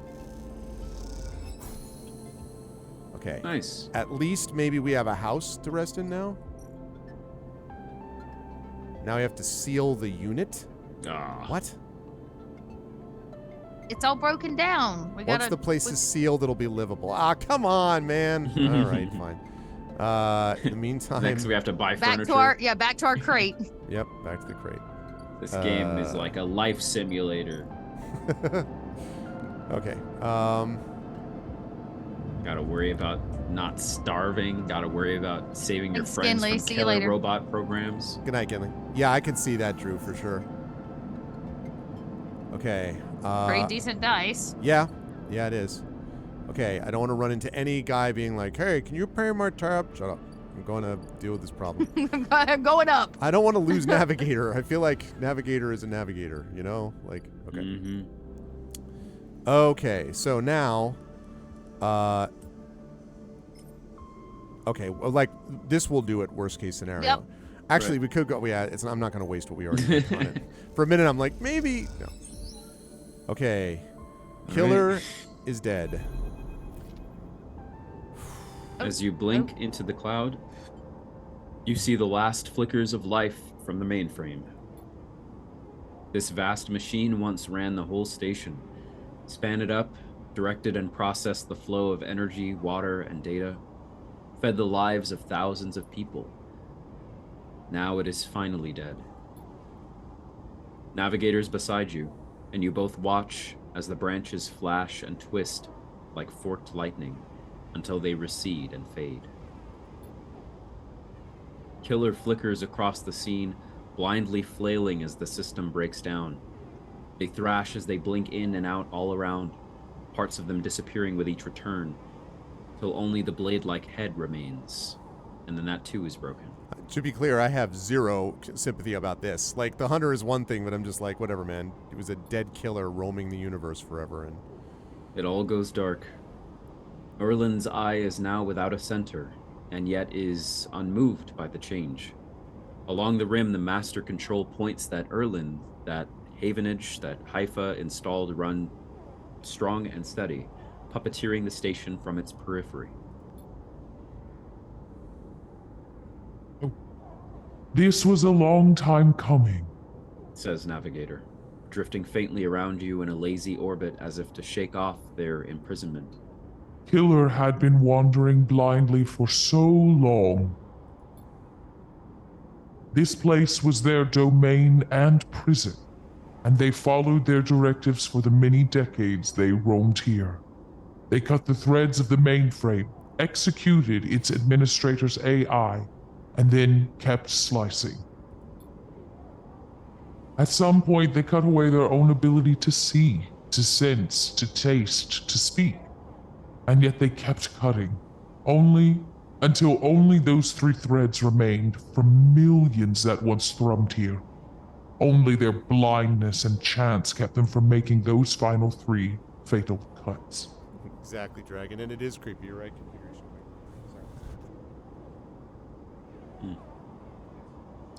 Crazy.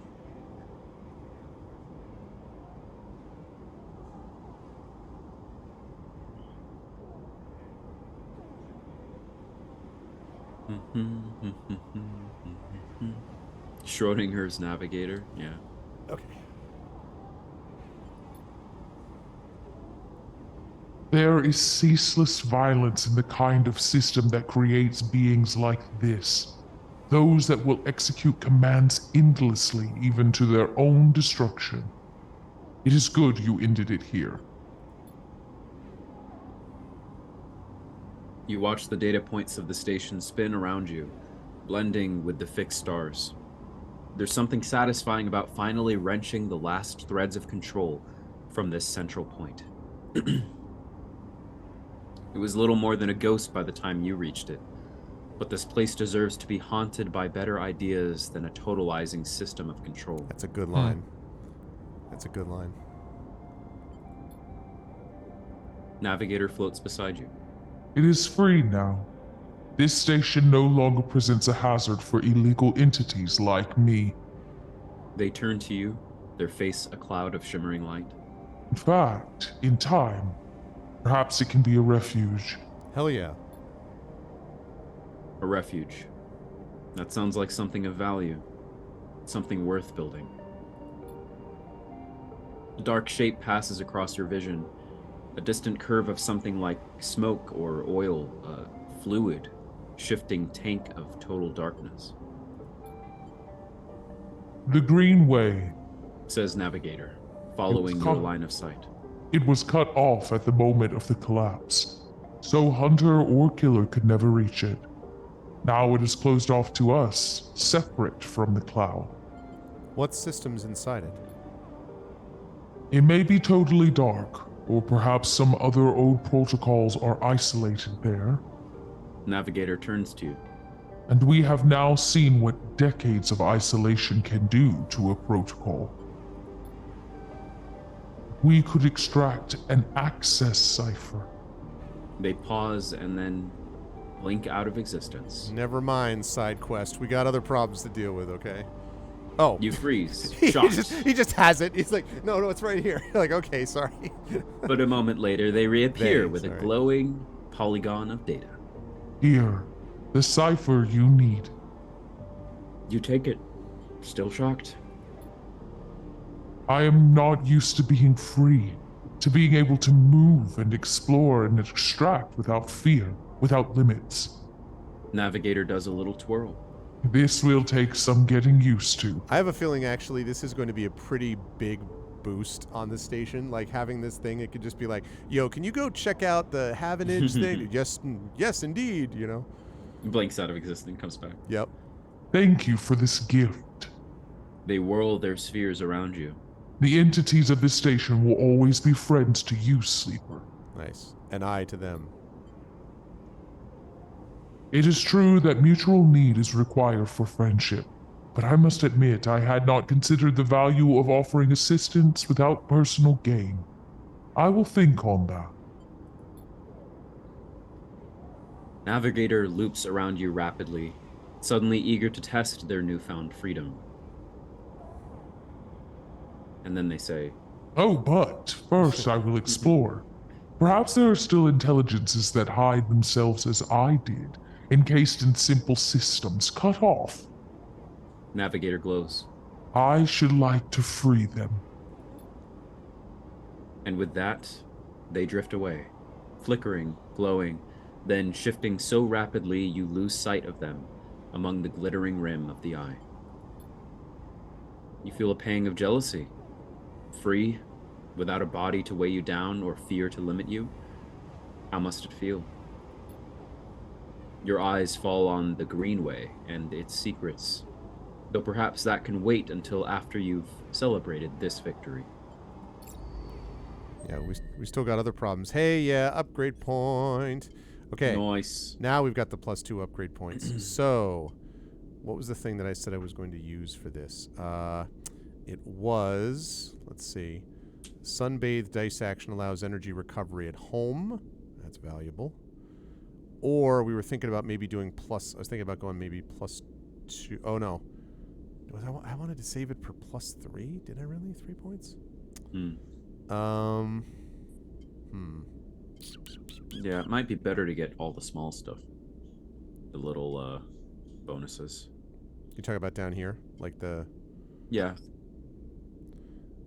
And the Sunbathe dice action actually would not be a terrible thing. Oh, well, no, because you have to recover energy at home, so you'd have to use it, so it's a dice action. Okay. Right. Well...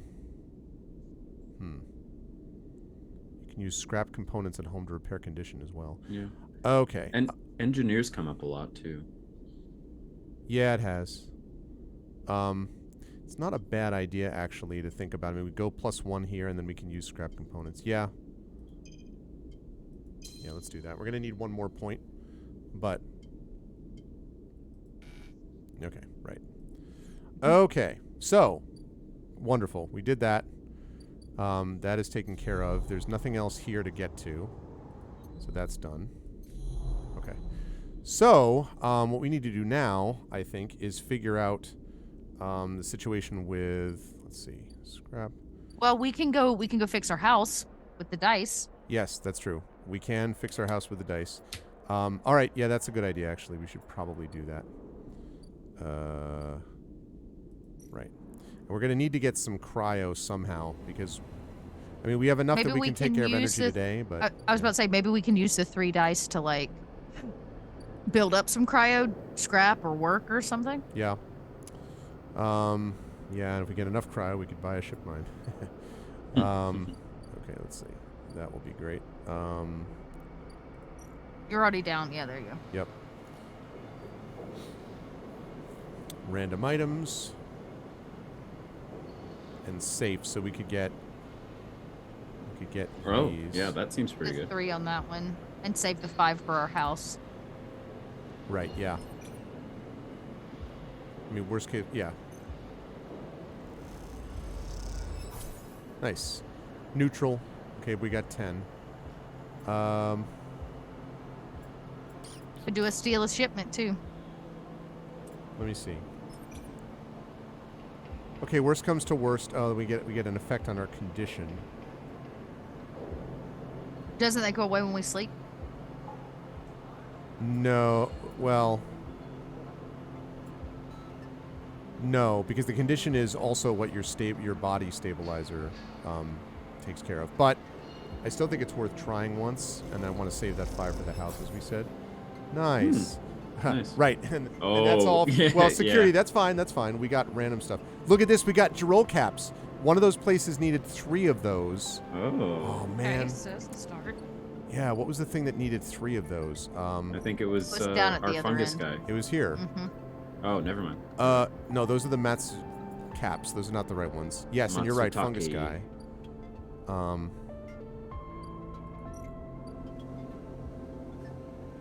Express delivery. Noodle manufacturer.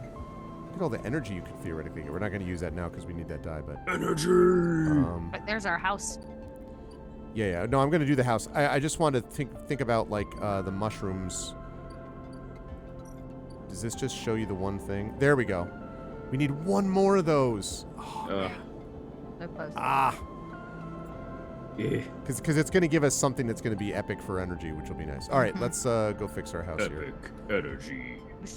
Yeah. Uh, Yeah, what is that? Oh, I can't remember what that's always out there at the end. that thing is the Greenway. We need 150 to get That's in the that. Greenway. Yeah. Okay. The elevator to get to the Greenway. Right. Okay. 5, yeah, because we get... All right, let's do it. Seal it. All right. We got plus Did it. 1. Meh. Wah, Yeah. wah. All right, well. Wah, wah. Okay. Right. Then we leave there. Now, one thing I'm trying to remember is if it's flickering... So this one is locked out, but this one we'd still get the die if we have the energy for it. So it's probably still worth doing food, right? To get our energy back up to full. Mm-hmm. I want it to be something we give them his who's like, no, I'll just give you energy for free. Like, that's what I really would love, but... We're getting there. Yeah. Okay. Go back, rest, get some dice.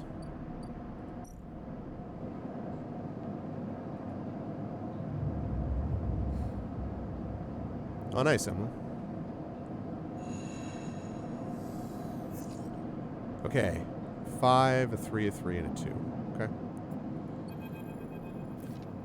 Well, it's this Oh. jackass. Look who it is. Yeah. I forget.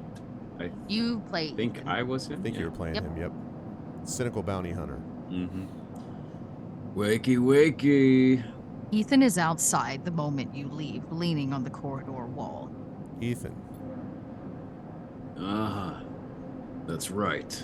He pushes off from the wall, a little shaky on his feet. And you made me come all the way up here.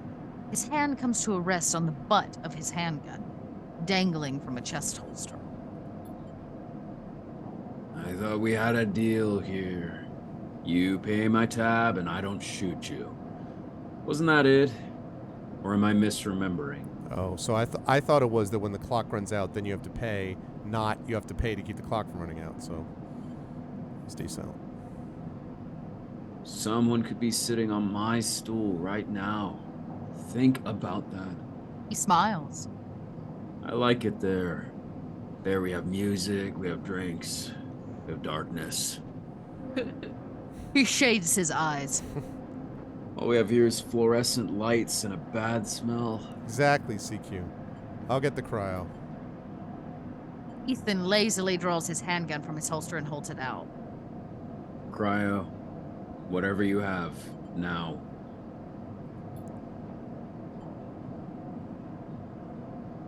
The chits tumble from your shaking hands as you hold them out to him. Thank you. He stuffs the chits into a pocket without counting them. Was that so hard? Why are you doing this? You think this is on me? I think someone in your position might have a better idea of how all this works. Ethan holsters his gun and reaches into his coat pocket. He pulls out a hip flask and takes a swig. I'm a freelancer, Sleeper, just like you. We both signed a contract with SNARP, didn't we? The difference is that my word means something. He closes the gap, stumbling a little. What did you think? You could just run away from your contract, your debt? You could just steal that natty little body of yours and take it for a joyride? Play human for a cycle or two? You don't understand. It's you, Sleeper, that doesn't understand. Some of us pay our debts, but it's all the harder because of idiots like you. Though, I should thank you Taking another swig from his flask. for giving me such an easy job. I'm used to outlaws, you know, real bounties. If I knew catching sad little escapees like you was so easy, I would have changed clients ages ago. Ethan drains the rest of the flask. The thing is, Sleeper, I can find you anywhere. It's actually wild that you haven't figured that out. That body isn't yours. It will always betray you, no matter what. So, please, go. I'll catch up with you whenever I need another drink. He laughs and walks off down the corridor. Take a look at yourself. Give it up, Sleeper. He shouts back down the corridor. Go find a job. You turn and set off in the opposite direction. Head down. You walk hard and fast down the walkway, anger driving your footfalls into the metal of the rim light cameras. Well, this sucks. Now we got 0. Our drive failed. Okay, well. That's, great. Okay, lovely. So... we have a problem. Okay, we got dice. We desperately need cryo. So we have to work... Okay, we could try to figure out... Okay, so we have to figure out the shipyard. We have that. We have, this thing, I think... Yeah, we don't have... They're not back yet. We still can't do anything about the ship mine business. We have, we could buy some scrap. We don't have any scrap. We could, So we could unload some containers and earn some cryo. yeah, we could do that. That's indoor, which is not our Especially- strength, but we could do that. Yeah. So we could do that. We also have the house that we're trying to build. Our condition is okay still, but it's not going to be that way forever. We don't have any... No, I guess actually we do have scrap. We could play the exchange with some of our... and try to... It's true. Could repeat this. Wait, I What- wonder, we have no cryo right now, so if we play the exchange, we can't lose what we don't have, right? That's true. That's true, actually, yeah. Or, but I'm wondering if, Oh, like... you can also do that too. Yeah. What does this do, though? Does this... It says sell, so I guess gets you. Yeah, it must break you down cryo. into cryo. Because we don't need it for our house, so we might as anymore. well. Yeah. Plus 12 cryo. Okay. Now you can lose money. Yeah, I guess I should have played the other one first, shouldn't I? Yeah. Well. Welp! Too late now. Let's, wasn't thinking about that. Should have done it while I couldn't lose anything. Okay. Alright, 24. So now we have 5, 3, 2, 3. If you play a 3, it'd make it a 4 for playing the exchange if you wanted to get risky. So then we have a chance of 19, only a 25% chance of losing 11 cryo. You know what? We could play the 5 and save the 3 for our house. It's true. Actually, speaking of that, I mean, is the house just sort of like preparing for the future, or is the theory behind I this? don't know. You technically don't have a place to live, he says, after a period of time. Like, you're going to have Right. to have the house. I just Yeah. wonder when that period of time is. Probably don't want to find out, right? There might also be some benefits to sleeping in your own place. That's true. All right, let's do one of these. Risky. Again, neutral. God, that's slow going. Slow. All right, let's. Then we have the cryo situation. Engage and endure. Oh, and also we also have. I could use the. I just can't. What? I didn't see what you did. I hit the wrong thing. I meant to hit this. It's all right actually because we got another 5, so in a way that's probably not that terrible. I can't believe I did that. All right. Well, Yadigan, and Havenage. Havenage we can transform. Actually, wait a second. Can we get to the Cipher systems? No, we have to get into the Greenway to do that. All right, so we can't do that yet. All right, well, the guy's looking for a bunch of Yadigan stuff. We need 5 of those, so... There you go, play that too. Yadigan. Baggin. Can't. Yadigan, Needs to be, it looks like. Needs to be a 1. Yeah. Or a 3. It needs to be a 1 or a 3, yeah. What about this guy? Same? 1 or a 3. Damn it. Go fish. Go fish. You could use the 5 and try to reroll down, but that seems silly. Yeah. There you go. This one's a 2. All right.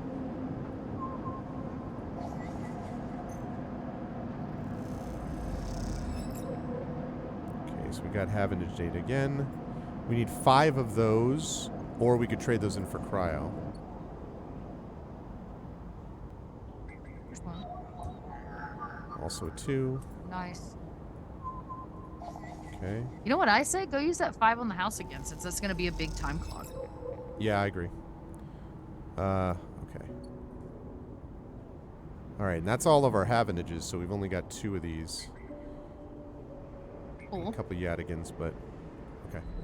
Right. Okay, house. Let's use the 5 in the house. Let's see if we can actually this time. Get a little extra. Yeah, I'm so tempted to get. Do I have any of the? I just thought if I had a design input on this game, I think it would be cool that after resolving Neovend / Navigator's story, if you could go back and grab the vending machine and put it in your house as like a memento. That would be pretty slick. Yeah. I think I'm gonna get. We've had a lot of Endure as well, and I think I'm gonna upgrade this to 0. I'm tired of this -1 stuff. Good. Okay, so now we can go to the house, and we at least won't be dealing with Yep. that situation. Okay, so now let's go. Let's get the positive here. There you go. All right, Nice. better. So There now you it's So we're closer. halfway through it. There you halfway there. go. Maybe eat? Do we have money Yep, to eat? we have money to eat. We have money to eat just enough. The next time we're only going to get the 3 dice, I suspect, but Now if we eat, we'll get 4.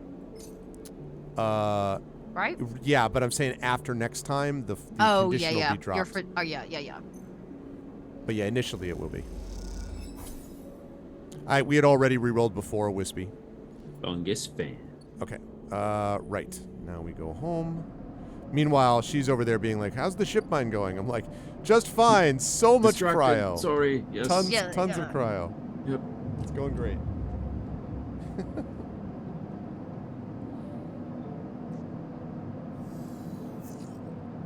Okay.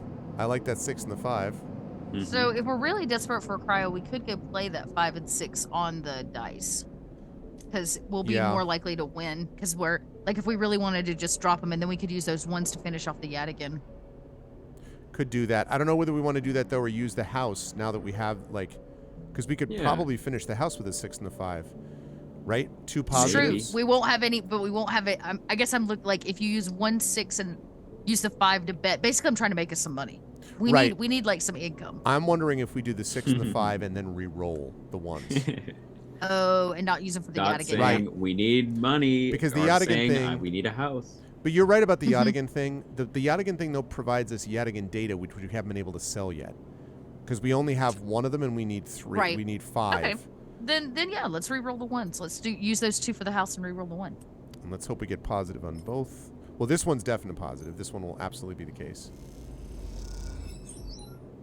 Okay. And There's this a possibility we'll make it with this one. One. Come on, baby. Oh, God, son of a... All right, well, we had to re-roll these anyway. There you There go. you See, go. so now... If you use the 6, you're destined to at least. Maybe we get energy from this anyway. I think we need to finish this. I'm really worried Good. about going back to that thing.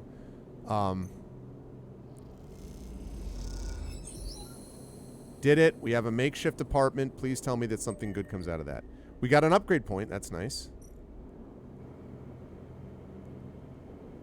Ooh. Oh. Feed a There's signs stray. that stray animals has been nosing around. Handful of chits for some crackers should bring the mutt out of hiding. Bring it out of hiding. I say we do that. 9 is, not going to get us anything anyway. We can get 10 cryo minimum on these others. He brings you 55 mushrooms. Yeah. Stray fed. Oh, it brings something you- moves in the okay. shadows. Oh. The stray.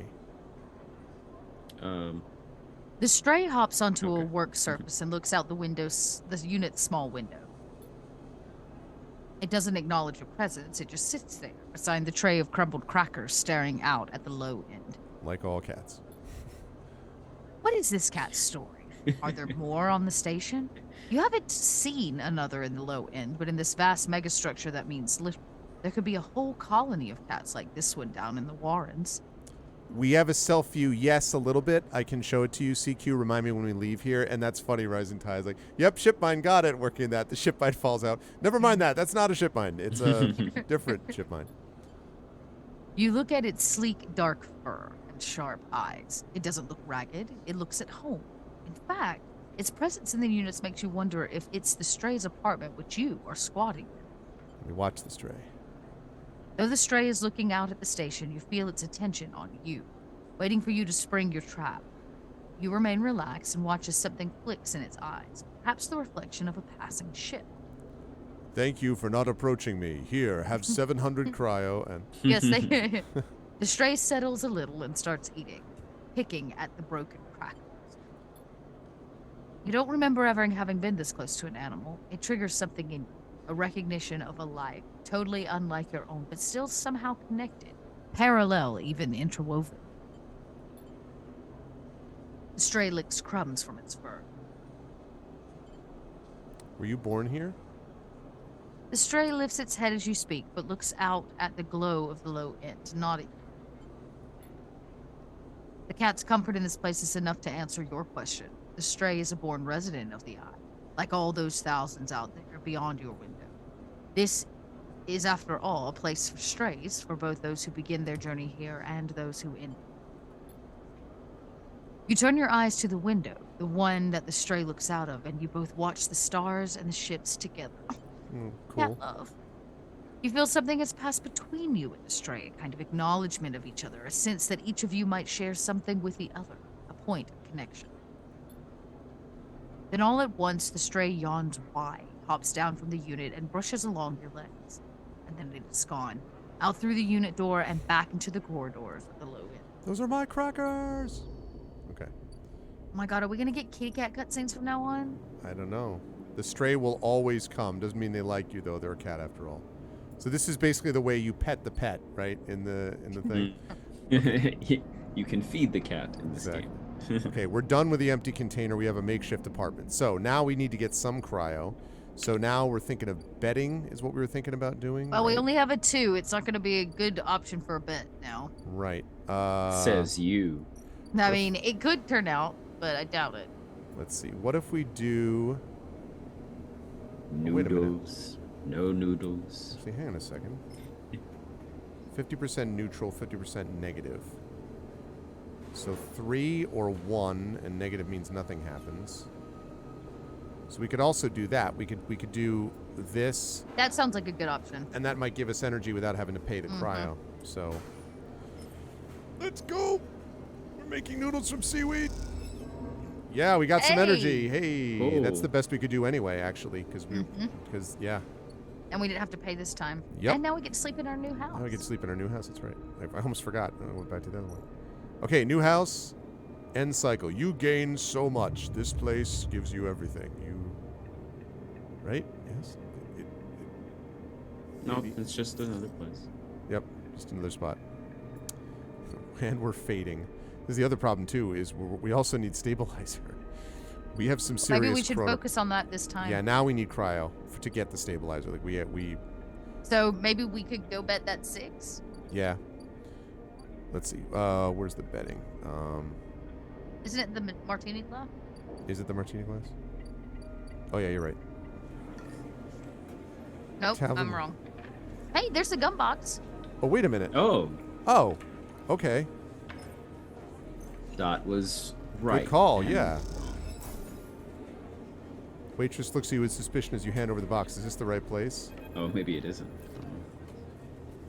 Oh, Either I mean- one of you? Yeah, in case Fang is here, Y- I'll yeah. have you do. oh, right, okay.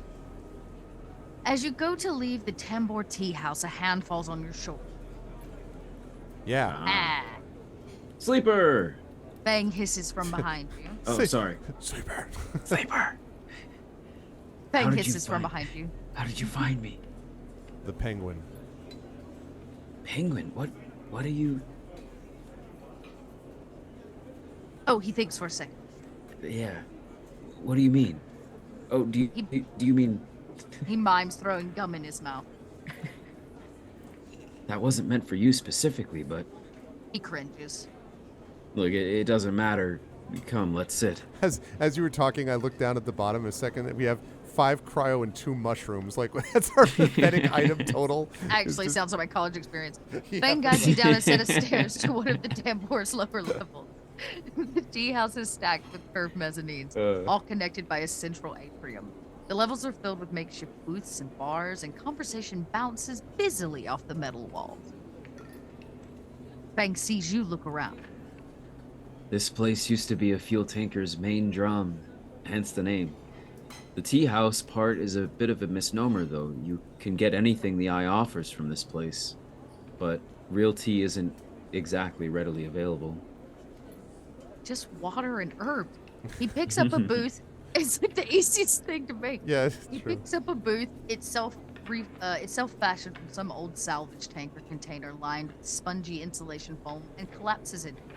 He looks around furtively. Don't suppose you've seen any Havenage types? They don't usually come out this far. Only you. Furtively, that's that word. Just kidding. Not anymore, I'm afraid. Suspended without appeal. Turns out, Hardin has someone's ear. The problem is specifically, I don't think anything but fungus grows here. Yeah, that's probably true. Tea fungus. Make fungus tea. He grins. Doesn't bother me, though. It shows we hit a nerve back there. He picks a scrappy hand-scrawled menu from the table and tosses it over. What are you drinking? Fang is right. The menu is ridiculous. There's at least 10 different infusions, most of which you can't make out, but the paper is dominated by an extensive complement of esoteric alcohols and cocktails. Black tea is listed without a price as a seasonal specialty. Fungal tea, mushroom tea, toadstool tea. Yeah. So, you ran into Hardin. Was he pissed? Fang doesn't even wait for an answer. That snake is so self-righteous, he might actually believe that Erlin would approve of his meritocratic bullshit. He taps the table.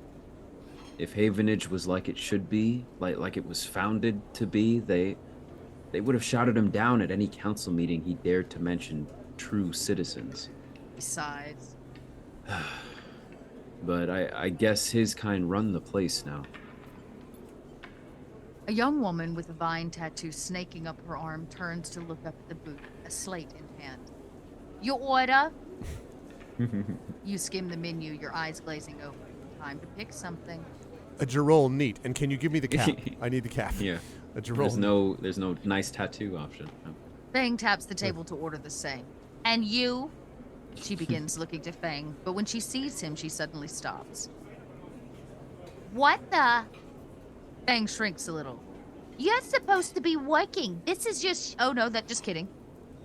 No, I think that Yeah, is no, it's her. still you. Oh, it is me. Yeah. You are supposed to be working. This is your shift. He grins sheepishly. You Yeah. work here? Fang waves you to be quiet. Look, Jenna, let's just say this Jenna. is my break. My friend here has been through a lot. Jenna looks between the two of them. Nod. Fang starts nodding. 2 minutes, says Jenna, pointing to Fang. And only because I don't want to get dragged into whatever this is.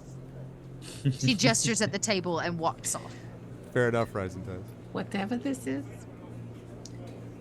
What? Fang stretches out in the booth. You know how it is. We all have to eat. Plus, He leans in. this is the best place around here to find a person you might be looking for. Who? Remember that web of connections that Hardin pinged the moment we confronted him? Those are his collaborators. And if we want to understand what a Solheim executive might be getting up to on the Eye, those are the people we have to find. Fang is almost whispering. There's a couple of them I suspect are in the low end. And, well, almost everyone in the low end comes through this place at one time or another. He brings a modified slate out onto the table. Set this up so that when anyone with the right or with the network signature I'm looking for comes into close proximity, it'll mark them. He actually looks like he's wearing that outfit of Bruce Willis's from Unbreakable. Unbreakable, This reminds me a little bit. I was thinking he looked like he was going to a 90s rave, but close. Yeah. Well. Gives me Blade Runner vibes for some reason. Yeah. Once they're marked, we can break through their access protocols and get at the good stuff inside. We just have to find them first. Hence me moonlighting as a waiter. Suddenly a smile grows across his face. Wait. I have an idea. Does it involve you getting me a Girol cap, 150 cryo, and some stabilizer? How did you know? Look, I can't cover enough of the low end on my own, and so far I've had no matches in this place. With the two of us, we can cover more ground. How? Well, Fang has a hangdog look. you see my hangdog look here? Look at it. Hanging dog. Look it, yeah. We need to get you out and about in the low end and in close proximity to as many people and residences as possible. Like, And it turns out my friend Minji needs some help with deliveries. I've already been delivering for Minji, as in Minji Express. So you already know him. Perfect. Fang places a tiny receiver on the table. This connects to my slate and runs the same marking protocol if you get near any of our targets. So all I have to do is take some delivery shifts for old Minji, and soon enough we'll have the place covered. Fang. Don't give me that. You think I like working here? And I thought you could use the tips. He grins. We're in this together, right? You need to figure out how to get rid of my problem, so, right? Okay then. Fang slips his slate back under his clothes. Just head on up to Minji Express, take a delivery shift. We'll see what shakes up. You manage to find anyone and extract any data, bring it right down here to me. They have me on double shifts, so I shouldn't be hard to find. Jenna walks past carrying a tray of drinks and sharply catches Fang's eye. I don't think she's bringing your drink. I need that mushroom. He stands. I think it's time we called this meeting to a close. You grab the receiver from the table and slip it into a pocket. Hey, Crit Twitch, how you doing? See you soon, Sleeper. Stay safe. Fang adds before turning and walking off towards the bar, whistling as he does. Oh, Fang. We have a new drive. We still have an upgrade point. Cool. So we drank some mushroom tea with our friend. Now time to bet. Yeah, Gamble. exactly. Right. Yes. Just like gamble real life. time. Okay, yes, gamble in the tea I remember for. where it's at. I forgot we went there for that reason. Okay. Right, so Table room. 100% positive. Means Serious, high get some stakes serious play. cryo. Yeah. Let's do it. Cryo. Pow, 24 cryo. And again, Yeah, why the 6, hell not? 100% positive. And cryo. Okay. Wow. Now, we have 2 left. We could re-roll it. We probably would. should and see if we can get some more. That way you can eat up before we go to bed. 4. There you And that'll go. bring it up to a 5. Even then we can't lose. Nice. Okay, neutral. So 62. That's not a bad. That would get us enough to get a stabilizer good next turn take if we for focus the- on it. for the Yeah. day. Yeah, it is. Mm-hmm. Yeah, it is. All right. So we can head to the house. We can rest. Do we need to eat before we rest? Because we're only Oh going yeah, to yeah, get 2 you're right. dice. You're right. You're right. Yeah, yeah, you're right. Right. And then we feed the cat for no reason. Okay. I bet there are people who play this game that every time they feed the stray. Like, Yeah, just I feed the would. cat. I would. Do it. Do it, Arv. Do it. Do We it. need every cryo we can get. Every cat. No, we need every cat cutscene we can get. We need Yeah, that's what every I was cat thinking. Cutscene. This is we're doing cat %, right? Cat percent. Yep. It would be cool if at some point they're like, you have helped all the cats, and then like the cat and the navigator together. For Or Christmas, no more we cats got you to another help. house, 400 There are cryo, no more and cats to help. The cat will remember this. can't remember this. So how much can we make theoretically if we win every time? 24.48. So we could in one turn theoretically get enough for. So if you won every round, so for the next 3 dice, so what, 48, 72? Yeah. So if you win, so that would be enough. All right. Plot twist: the cat's the killer. Suddenly you just unlock Cloud after you pet it 50 times. All right. You know what? This is ridiculous, but I'm going to do this once. I'm going to feed the Ridiculous. stray one more time. Talking about. Sometimes they'll let Okay. you stroke them, sometimes not. Does it do anything? Do it again. That time it doesn't look like it did. It did say sometimes not, but you did get 4 cryo out of it. No, I used up 4 cryo. Oh, to feed the cat? Yeah, I don't gain any cryo from it. I just take and take. Your all they cat do. doesn't Dude, it poop is a money. cat. My cat poops money. It seems like you need a special kind of cat litter for that. Yeah, right. Okay, 3 dice. I don't like that 1, 2, but we can re-roll it. So, all right, let's go back, pay the 5 to bet. Yeah, let's do the 5 better. There we go.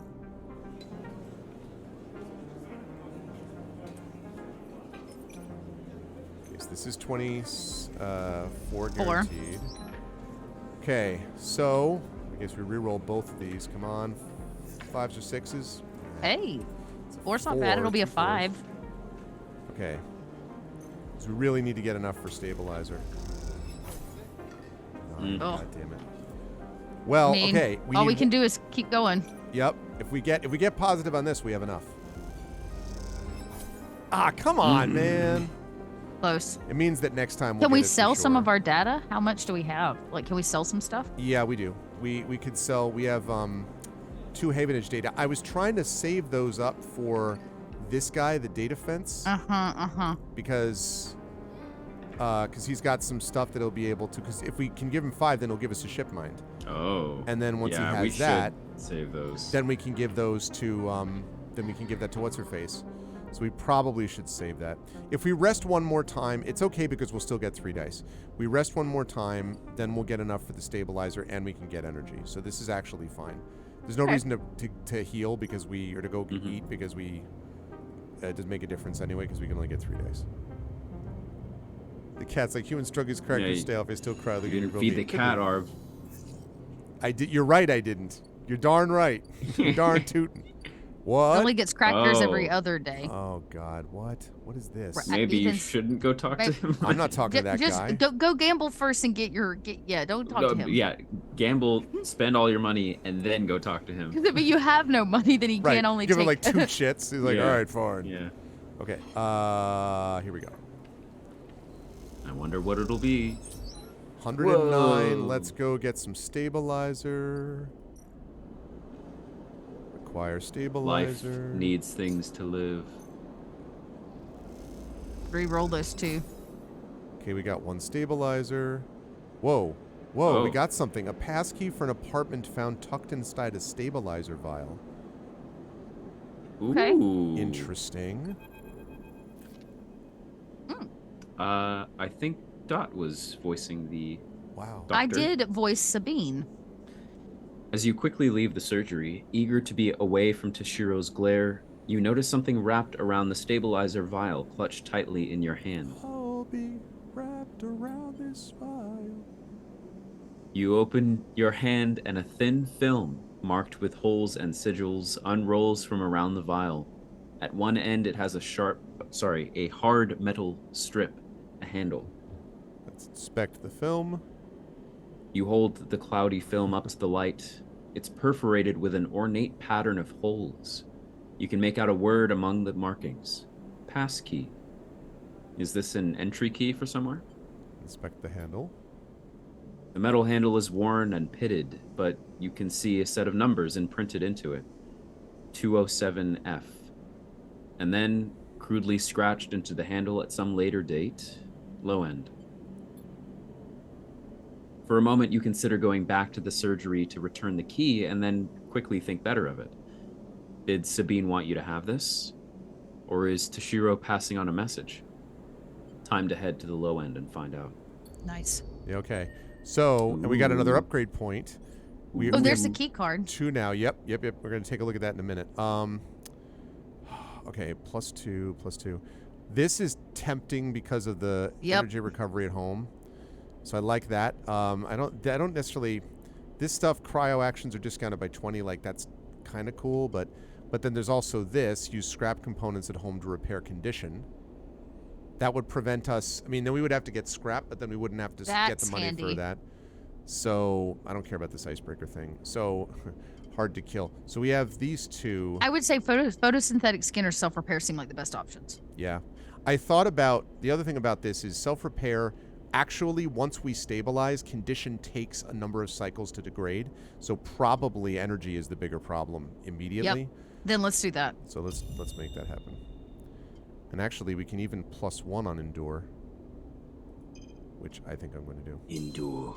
Do it. That also means it won't be as hard for us to get scrap. Exactly. So now we got the energy complex. Before, Do we want to re-roll the 2 dice and try to get cryo, or do we want to use a key card?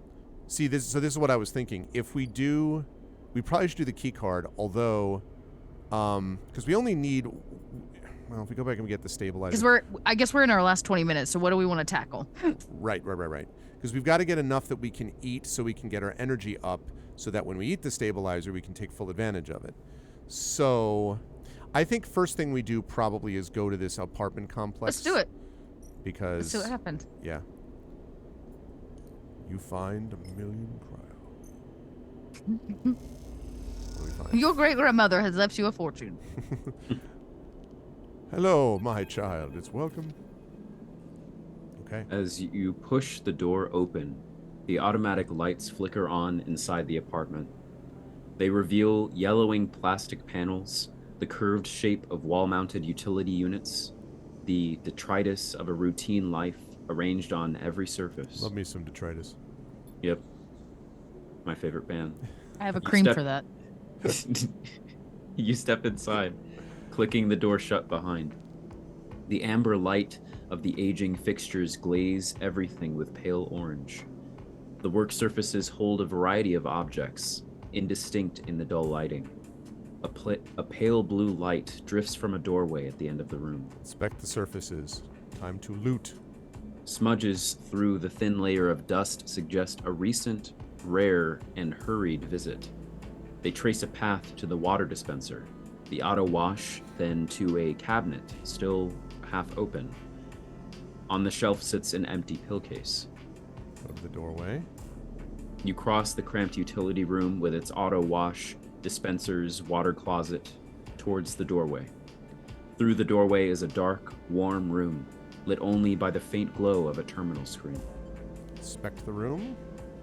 A bunk is tucked into the wall, the blankets ruffled. A wall desk glitters with rows of vials and containers. Ooh. A briefcase lab sits open, loaded with rows of reagents and compounds you do not recognize. In comparison, this room is clean, ordered, and controlled. Okay, so either this is Sabine or Walter White is here somewhere. So either Right. way, Yeah. it is Sabine. As you approach, there is a crackle from somewhere in the dark.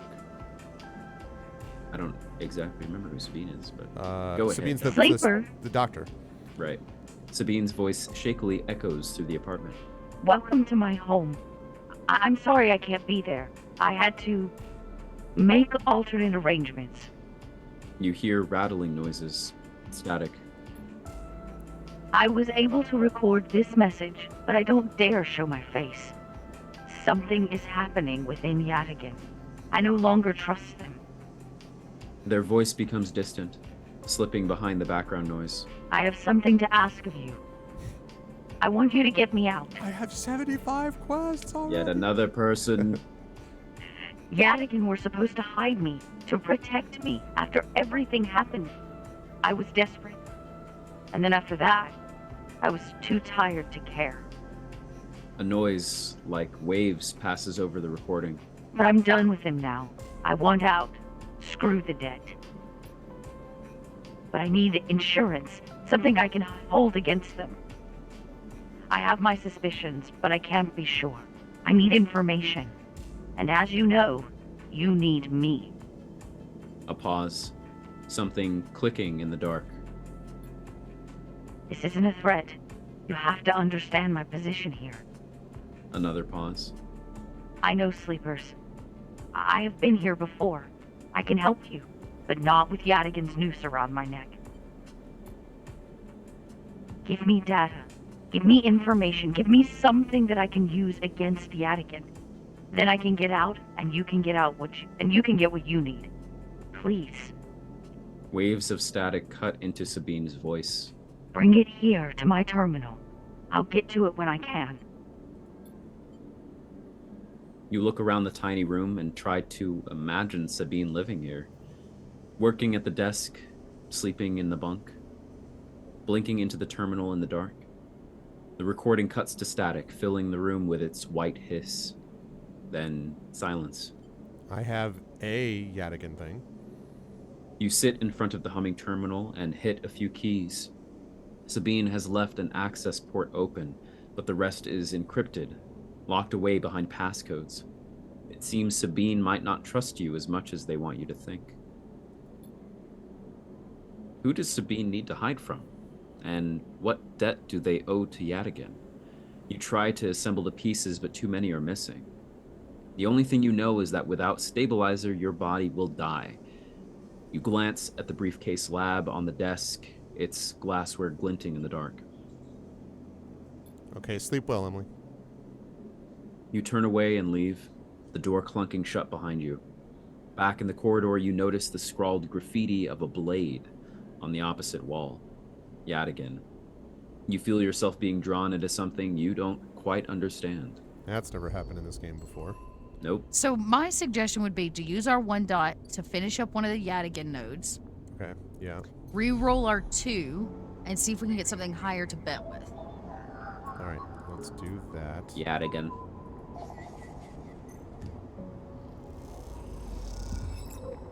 Okay, Yadigan data. I just don't think we can do the other one with a 2. I think we have to have a 1. I think you're right. Let me just check. Mm-hmm. Yeah. So I'd re-roll it. And then see what we can get from it. Maybe it's better, maybe it's worse. 4. Hey, there you go. Okay. Oh, actually, wait. Can we use 4? No, we can't. Nope, it has to be 3. It has to be 3. Okay. All right. So let's. And that's Havenage, but that doesn't. They take 2. Yeah, Yadigans yeah. always take 1. Havenage takes 2 dice. Takes 2. Yeah. Okay. All right. So let's see. So with the 4, we can get cryo. I still don't know why this is a thing. I'm very nervous about going here. Maybe. Oh yeah. Just avoid it. So this is the Yadigan upload. So we need 3. Okay, we have 2 of them already.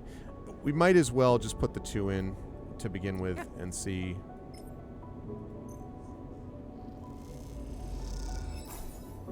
There you go. So yeah, so that's interesting because that means that because there's 1 Yadigan node, that's enough to get that last data. Okay. But we'll need the 1 die for it, Yep.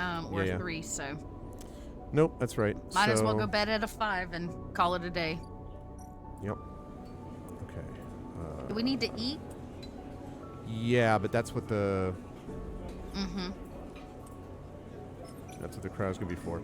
Worst case scenario, we get enough that we can buy energy to give us 2 slots. So possibly more. Okay, we got 24. Hey, so 33 total. Okay, so that should be enough that we can now get food.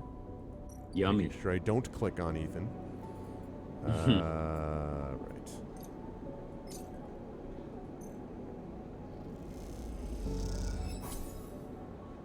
Now, yeah, we probably use the other one too because we want to be maximum energy because we're going to have maximum dice. Because we're going to have maximum condition, which will mean we'll get 5 dice. Okay. We're broke again, but hey. All right, now we go here, and there should be a stabilizer thing. See, so we now have this perk state. I forgot about that. We can do the perk sunbathe now, which allows us to gather energy through sunlight. So we can use dice for that. We can use dice going forward instead of cryo, so that's good. Okay, and we can't pay this. Oh, we can't feed the stray. Oh, it's such a valuable thing. Oh, come on. Okay. Condition Right. stabilized, body repaired. In that cycle. It says complete active scenes. Oh, you crap. have to complete We have it. to Have complete to the thing go with him. talk to him. Well, at least we're out of money. We can give him 3 Time exactly. to I got die. 3 crits for you. And I think this is you, Doc. Oh yeah, you voice him. The compressor is quiet today. The usual crowds are elsewhere, and the pumping music washes over a handful of spacers and a few drunks. Ethan is still in the same stool, in the same pool of light. His head is low, close to the bar, and the bartender is ignoring him. Leave. Damn it. Didn't This work. is ridiculous. You go to turn, but Ethan calls out. Sleeper. He turns to look at you. Time to pay up again, is it? He gestures to the bartender. Come here, take their chits. I have 3. It's fine. The bartender ignores Ethan. It seems they've cut him off. Hey, He slams a hand on the bar. come take the chits. The bartender ignores him. Ethan lets out a huge sigh, rubbing his eyes with his palms. He reaches towards his holster. Oh boy. His elbow slips and the gun tumbles out. It clatters on the bar and falls to the floor, bouncing onto the ground between you two. Here's where it's going to be like, use a 5 or a 6. I'll be like, I'm fresh out of dice. Oh. Both you and the bartender look at the gun, stare at it, Butterfingers. says Ethan, and puts out a hand, beckoning for you to give him the gun back. If you would. The bartender looks at you warily. You crouch back. You crouch down and pick up the gun. It's not a good day if you don't point a gun at somebody. Little red dot. Well, this is one of those, like, the door clearly is closing behind whatever choice we give it. Like, I don't know, because he's not going to be like, well, thanks for doing that, and now I see the error of my ways, right? Like, No, he's just gonna make you pay for his Why drinking. not? I say you point it at him. yeah. Ethan turns his head in your direction a little, a sharp, pale eye locking with yours. The bartender backs away. Oh. He turns on his stool. Oh. Sleeper. He stands. This is more like it. Whoop boy! I don't. Oh, okay. You hold the gun steady, training it on his head. Ethan smiles. Like the dog that caught the car. He turns to the bartender and whispers. Not sure they know what to do with it. Here's my fear. I wait again, and then he grabs it from you. And he's like, shut up. And then, but then. Have you seen Andor? you know what you gotta do. Yeah.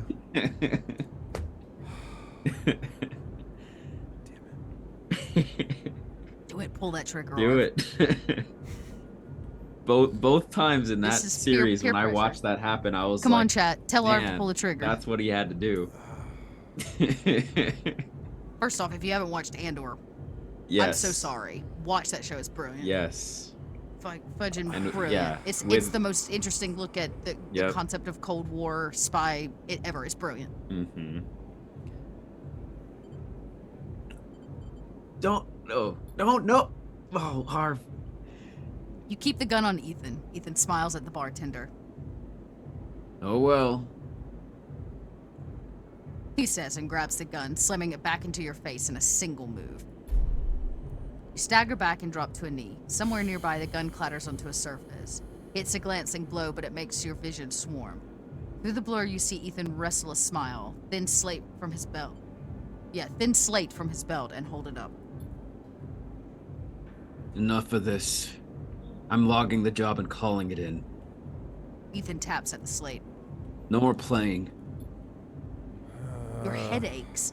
Ethan taps through a few screens impatiently. He swears and taps again. He starts shouting, a dull echo to your ringing ears. He starts screaming at the slate and throws it across the bar.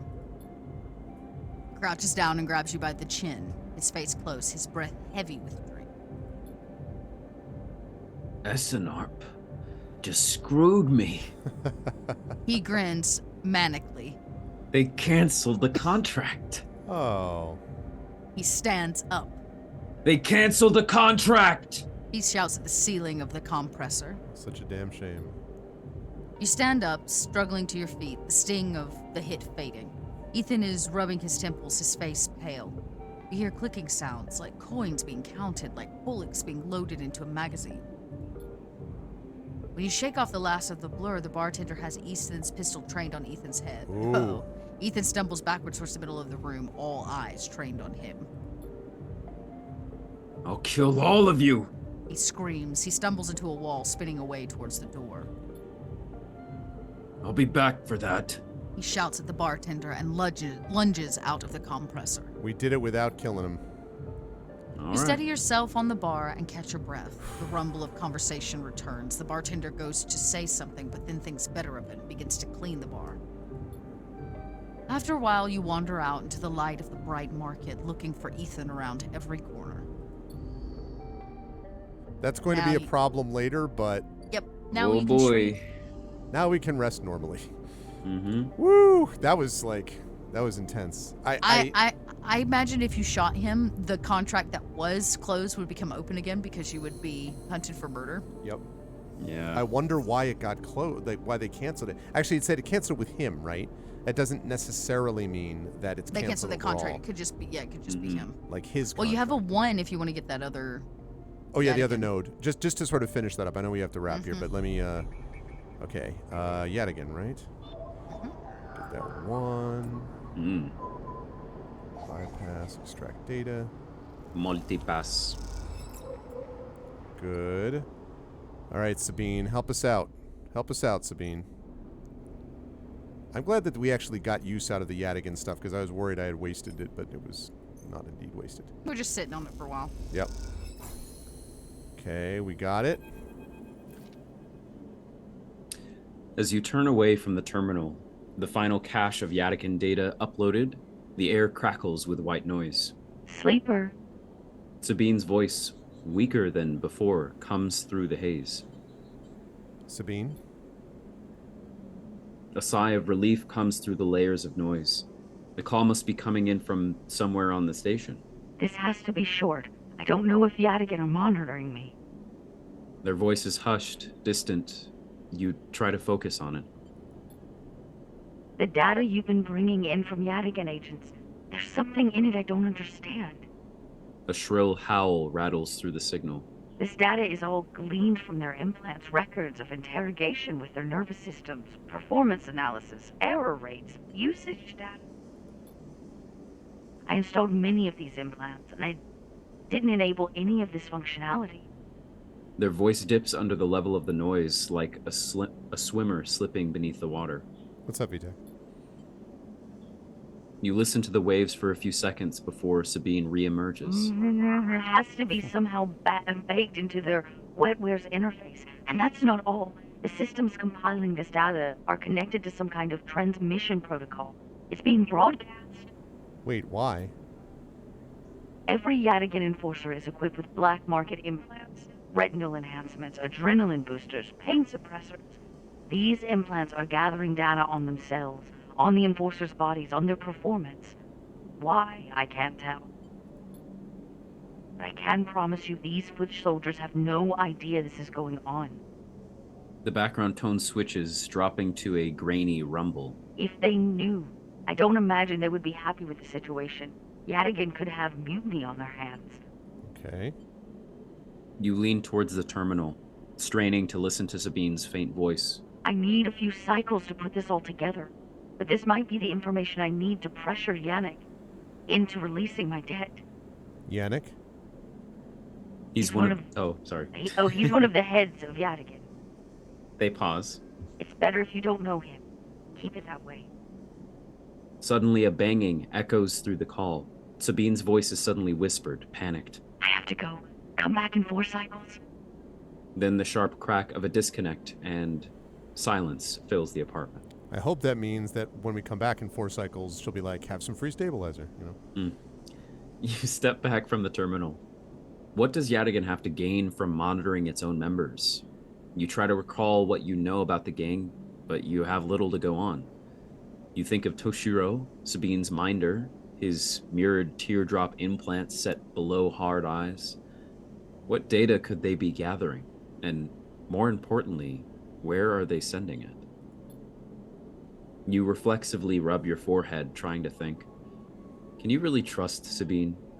How did they come to be Yadigan's doctor in the first place? You think of their kindness, their care, but also that glazed look of recognition that they gave you when they first met you.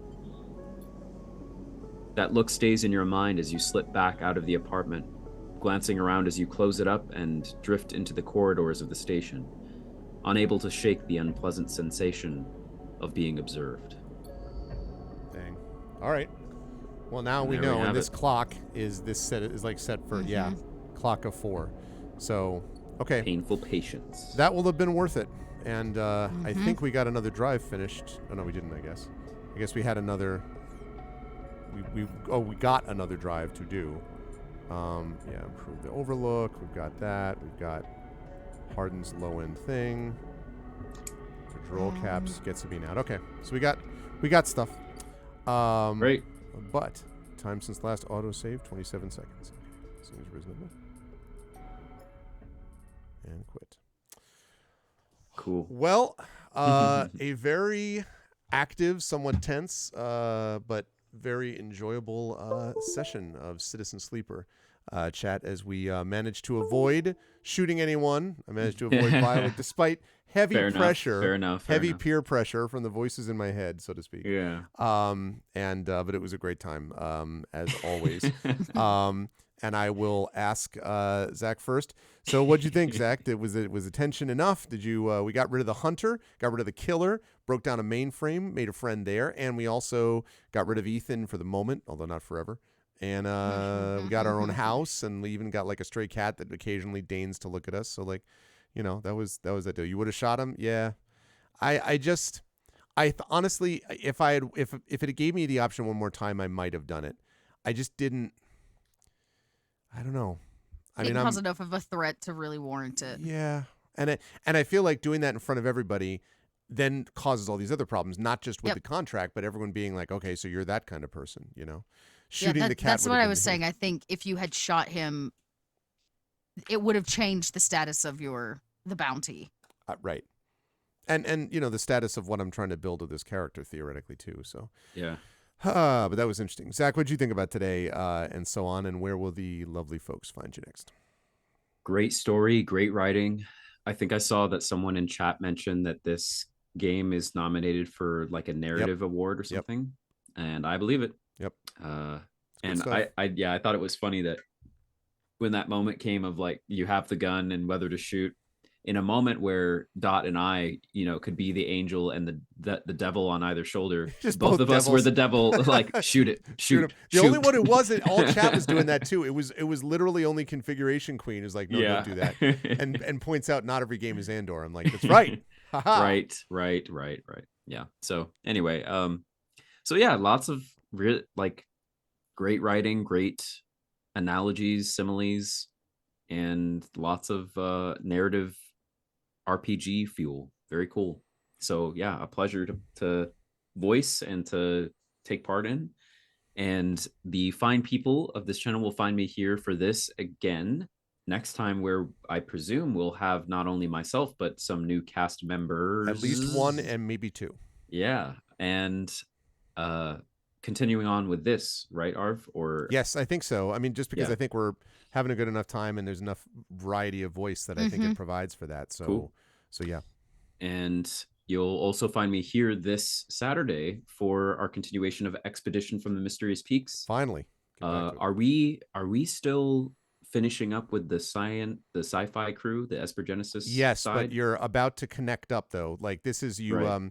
You had the creatures in the forest, the little mini cute creatures that then decided to attack you. Right. Yeah, we got to fight right those. After you went under, and there was the dragon heading towards the ship and everything. All that. Yeah. So that'll be this Saturday, and otherwise, at some point, I'll get back to streaming and other things out in the interwebs. But rest assured, I'm doing things. If you're in the Bay Area, I'm not famous at all. But if you know what I'm doing, I am.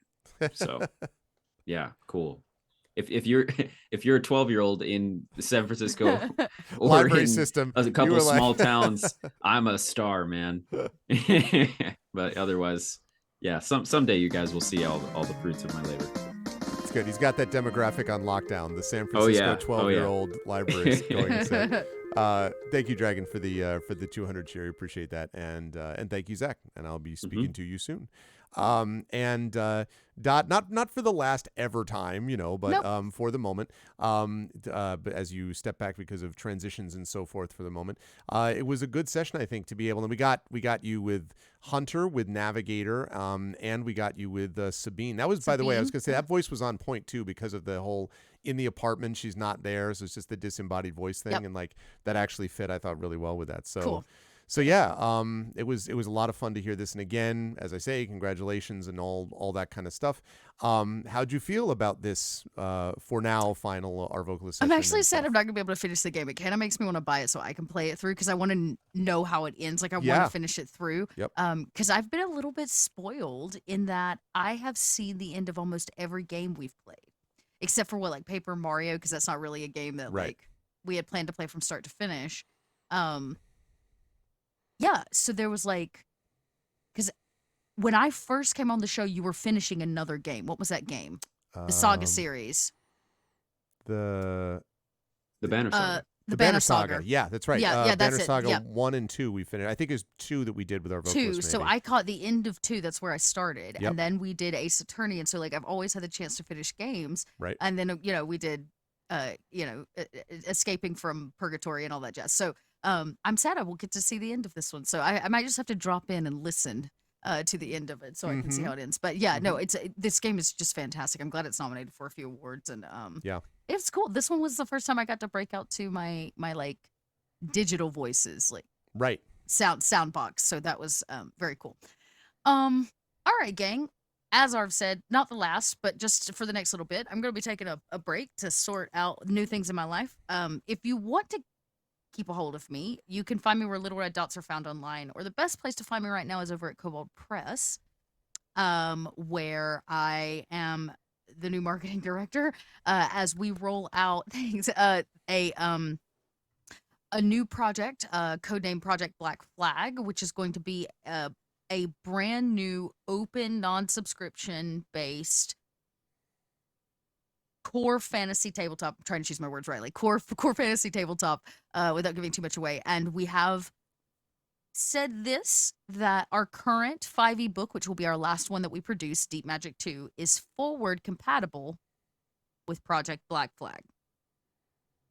Interesting. Take that for what you will. Okay. Interesting. We don't have interest in leaving all of our books behind, so in what we're making moving forward will be everything's forward compatible. If you want to play test Project Black Flag, it is coming for first playtest phase in February. Oh, nice. So it's right around the corner. So you can actually head over to the Kobold Press website and find out all the information about playtests and all that jazz. But if you want to take a look, I can say that one of my dear friends and fantastic game designer, Celeste Konowich, who you may know from the Venture Maidens, worked for a few other gaming companies before coming to us, is heading up that new system. And I can tell you, like I said, I've got to remember what's to the public and what's not. I can tell you that because it is an open system, it is going to be using the new ORC, which means whatever we make will be available for you to build off of, whether that is your own modules, your own stuff. It's going to be an open license system for you to build your own things off of. So there's hope on the horizon, everybody. Woohoo! That's good stuff. It's going to be very interesting. Join the Horde, the ORC. Yep, a lot of people are talking about that same thing.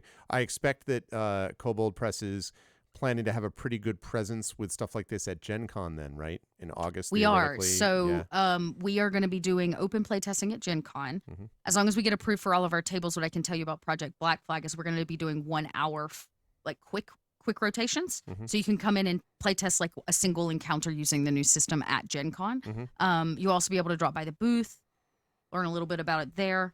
I can tell you we are looking to take a presence of Black Flag to Dragon Con, as well as PAX Unplugged. Okay. So there's a few ways. So definitely I'll obviously be at all of these conventions. So make sure to swing by, or if you're a Gen Con, if you're like me and you like to do a lot of panels and stuff for Gen Con, I'm going to suggest this year, if you've never before, buy the open tickets. The $2 tickets that you just like rip and hand at the door. Yep. Because that is what we'll be doing for Gen Con. So there will be no pre-sign up for the hour time slots. It's like just show up every hour on the hour.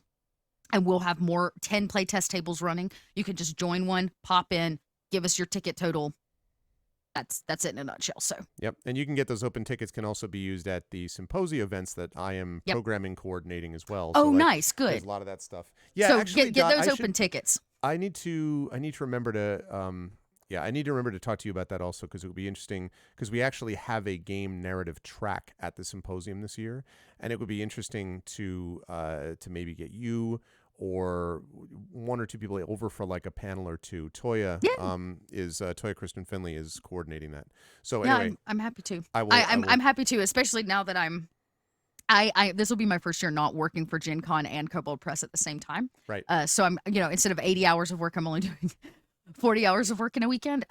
So I will not be part of the Gen Con stream team this year, which means that Dot's a little bit more available.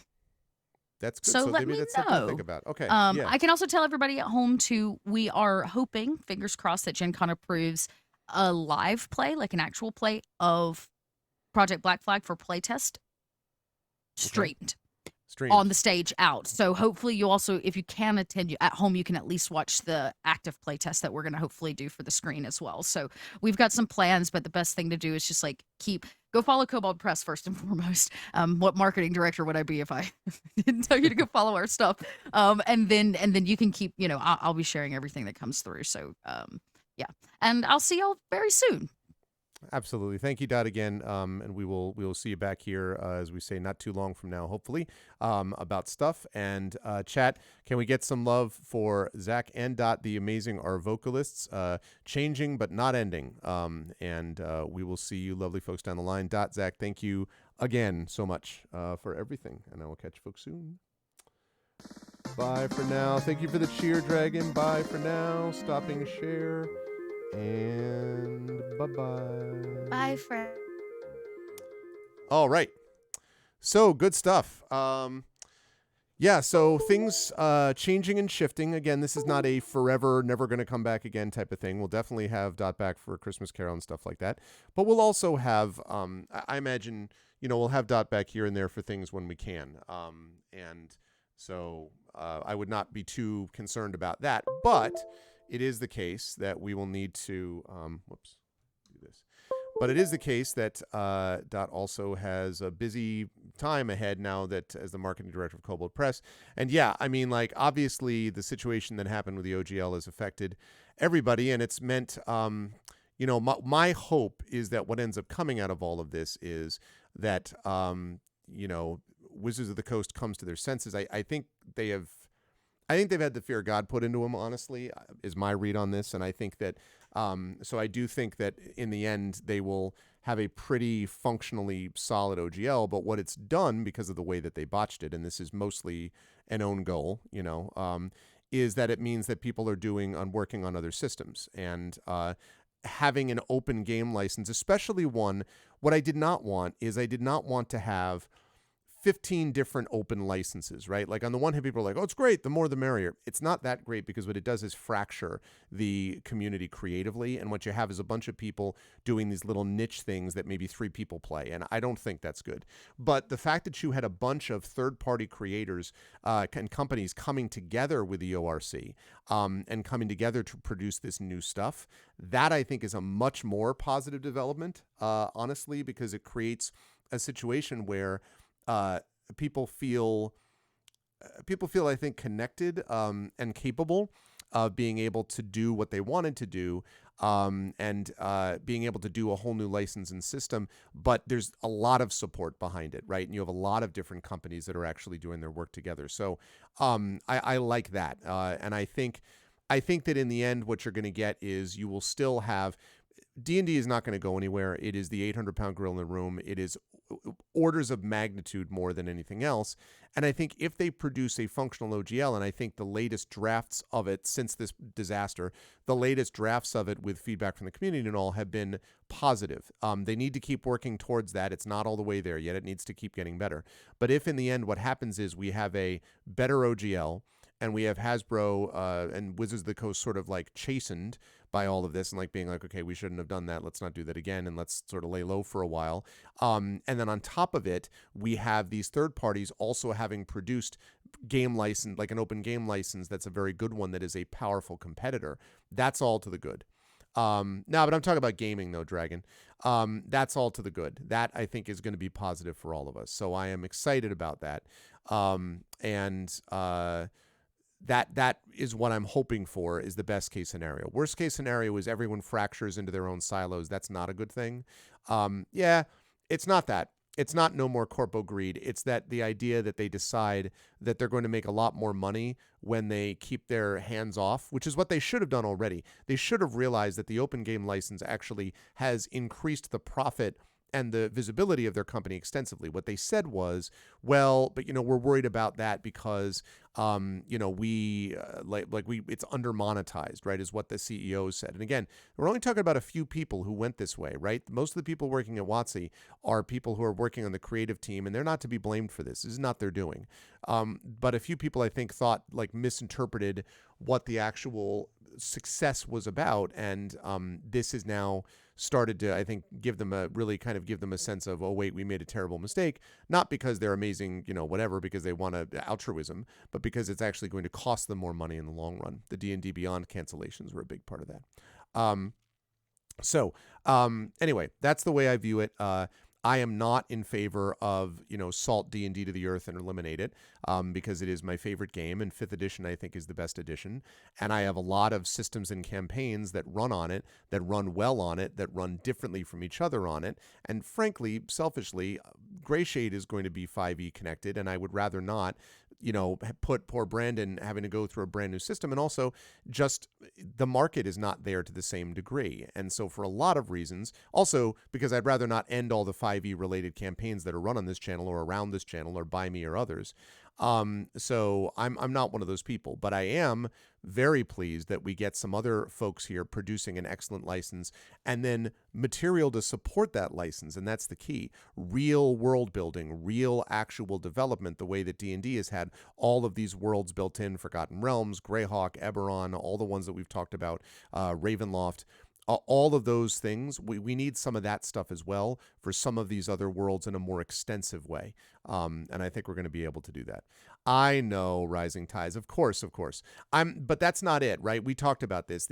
Of course, whatever Brandon comes up with is going to be an incredible system. But what I want is to be able to make sure that we have an audience that really picks up on this, and we can sort of run with the ball. And as it is, what Brandon has done with this and what we've discussed about the game makes some serious inroads into, again, making something even different and developed out of 5th edition. So in the end, what I want is both I want D&D to remain and exist. I do not want it to be destroyed. I'm sorry. I do want it to get better. I do want it to, continue to be more supportive. I do want it to be, based upon something which is more open to the community. And I'm hoping that's what the new OGL is going to do. At the same time, I think it's not a bad thing that the other third-party creators have come together now and have produced collectively this attempt with the ORC to kind of go in a different direction. And that, I think, is all positive. So I'm in favor of all of these things. I want both, basically. And I would say that there are a lot of third-party creators who have a lot of 5th edition stuff, and I am not willing to just throw them under the bus so I can be like, yeah, screw Hasbro. I don't care about Hasbro. I care very much, though, about the many creators I know who work with 5th edition and around 5th edition and who can't just throw it away. Okay, it's not that simple for them. So if this strengthens the third-party world, I think that's a great thing. If this creates another license, I think that's only good. And if that means that people then have the third-party license that the ORC they can work with, and we get amazing campaigns and systems out of that, and D&D continues to produce, that's also amazing. So I'm hoping that all of that comes together in a positive way. That would be a great outcome to all of this, what has been a very upsetting time for a lot of people over the last few weeks. So that's where we're at. But either way, chat, I hope in the end, either way, you will support us regardless of whatever system we end up producing. And I know that the love for roleplay and tabletop that a lot of people in this community share along with me is something that will not be diminished in any case. So exactly. Lift all boats. That's it. Right. Without being a tsunami. It's a good point. Lift all boats. But I got to rise up and out of here, folks. It's been a long streaming day, and I've got videos to upload and some work to do before tomorrow. So I have seen that. It's not bad. It's a little limited because he doesn't really know all the details of the third-party stuff. So his take on the third-party stuff isn't quite right, but a lot of it is very interesting. And I've heard other people kind of cite those suggestions as well. So I think the main thing is just to kind of wait and see how things proceed over the next couple of weeks. It's going to be a very interesting Gen Con. I'll just say that. A very interesting Gen Con from that point of view, because there'll be a lot of talk about stuff going on. Anyway, I got to rise up on out of here. This was a lovely time tonight. Really enjoyed the Arvocalist again. And again, congratulations to Little Red Dot, and we will see her again down the road. And thank you to Zach, and you will see more of him quite a bit on this channel in multiple ways. So that's going to be great. If you like what you saw and heard today, please make sure I am good at waiting. Wispy, wait. But it worked, Wispy. It worked. See, in the end, it worked, and no one got shot. I want to thank everyone who made this a wonderful stream tonight. Thank you. Again, if you like what you saw and heard, please follow the channel. Check out the YouTube, !ArvTube, Discord, !ArvCord, Twitter, !ArvTweets, website, arvanelaron.com, financially, !ArvShop for the merchandise area. Yeah, CQ, you and me, we knew, right? !ArvTreon for the Patreon, !Icarus for my graphic, please sub to the channel, !Icarus for my graphic novel, !Library for Tales and Tomes, The Forbidden Library, my 5e adventure and sourcebook, from Alligator Rally Entertainment, and Grayshade for the aforementioned Grayshade, which came out last year from Mathis Arts. Renegade comes out later this year, the sequel. Heretic, the final book in that trilogy, comes out next year. The tabletop role-playing game from one Brandon O'Brien will be coming out later this year. Again, you will not want to miss that. And of course, the audiobook from Trent Sparks coming out later this year as well. Thank you, VTech. I appreciate that very much. So yes, please do that. And as always, BLM, Black Lives Matter. Very important to affirm and assert the significance and importance of Black lives. Help Now, the World Health Organization page on suicide prevention. Important to reach out to others when you need help, and reach out to others when they need help as well. And Ukraine, UKRAINE, to help the fine people of Ukraine as they fight back against an illegal and illegitimate war. They have done so with bravery and courage, but we're not through it yet. We're not all over it yet. And so this is just a matter of us coming together the best we can to support them at these moments. And that obviously is a big part of why we do what we do here, to show that we will support people both for this and for other circumstances like it in the future. I will be back on Friday. We'll be off Wednesday, Thursday. I'll be back Friday for Court of Blades. So Speculate returns. I will be picking up the play side of the equation again with Brandon O'Brien and Marie Bilodeau and Primi Mohammed, and also possibly Rhiannon Held. I don't know that we've got all the names together about who's going to be there Friday yet, but we'll figure it out. Michael R. Underwood, of course, is going to be your GM, and that's going to be happening Friday night. And then Saturday, we have the return of Expedition from the Mysterious Peaks. Very excited about that. We will be off Sunday and Monday, and then we'll be back Tuesday for the premiere of Shire Adventures. Remember, next Tuesday, I'm going to be over on Pen and Pixels, GOG with Pen and Pixels from 1 to 4 p.m. Eastern playing Chained Echoes, and then I will be here from 5 to 8 p.m. Eastern with Shire Adventures, sponsored by Free League. I have just seen the video, by the way, earlier today, the intro video. It is freaking so fun. It's great. I'm very excited for it. I think you will like it as well, from the incredible Peripheral Mic. So that's going to be rolling your way next Tuesday. And then, as I say, the other Chained Echoes, and that's the 31st, and that's going to wrap up the month of January. So that is going to be doing it for me. We are, I think we are going to do a raid, although I probably won't do a... Yeah, I saw that, Dragon Spear. About time. Not going to be not a huge raid, but I do want to do something here. The Argonauts have landed, followed by Twitch grade. Lowercase Twitch, uppercase R, lowercase AID, and for the subs, the Argonauts have landed. Twitch Raid, Arvany Hype, Arvany Woe, Arvany Witch, Arvany What, Arvany Love, Arvany Smug, Arvany Blown, all the Arvanys when you were brought over there auto-magically. And tomorrow night is the premiere of Drew the Damager's first Twitch stream. You must be there. I'm going to try to be there. Again, tomorrow's a super busy day, but I'm going to try to drop in and get there. And I'm excited for Drew to premiere. So make sure that you follow Drew, and then you're there for the first opening stream. Would love to see some Chained Echoes play from Drew and the like. So yeah, definitely stop by for that. Thank you to my wonderful mods tonight. Thank you to Dragonspear, Drew, the Rising Tides, Triffany Mats, the best in the business. Thank you as well to my wonderful Patreon supporters and subscribers, Dragon, Drew, Rising Tides, Triffid, Wispy Song, Configuration Queen, Crit Twitch, Marinda, Mrs. Dunsel. Thank you to all those who gifted subs there as well. Thank you to my viewers, Zero One Ella, Darksteel Spork, Darth Sisu. Thank you to Infinity Simplex, Jag, Tris, Kata. Thank you to Nonstop, Secret Agenda. Thank you to Sophie Kahl, sorry. Thank you to Squirtsy. Thank you to Valentina Alcaraz. Thank you to VTech versus the World. Thank you to Zach Clay. And special thanks, as always, tonight to my wonderful Arvocalist, a Little Red Dot. Congratulations again, Dot. See you down the road. And Zach Clay, who you will see back here next month for Arvocalist and here on Saturday for Expedition from the Mysterious Peaks. Stick around the raid, folks. I will see you folks soon. And until next time, everyone, please be good to each other. Have a good night.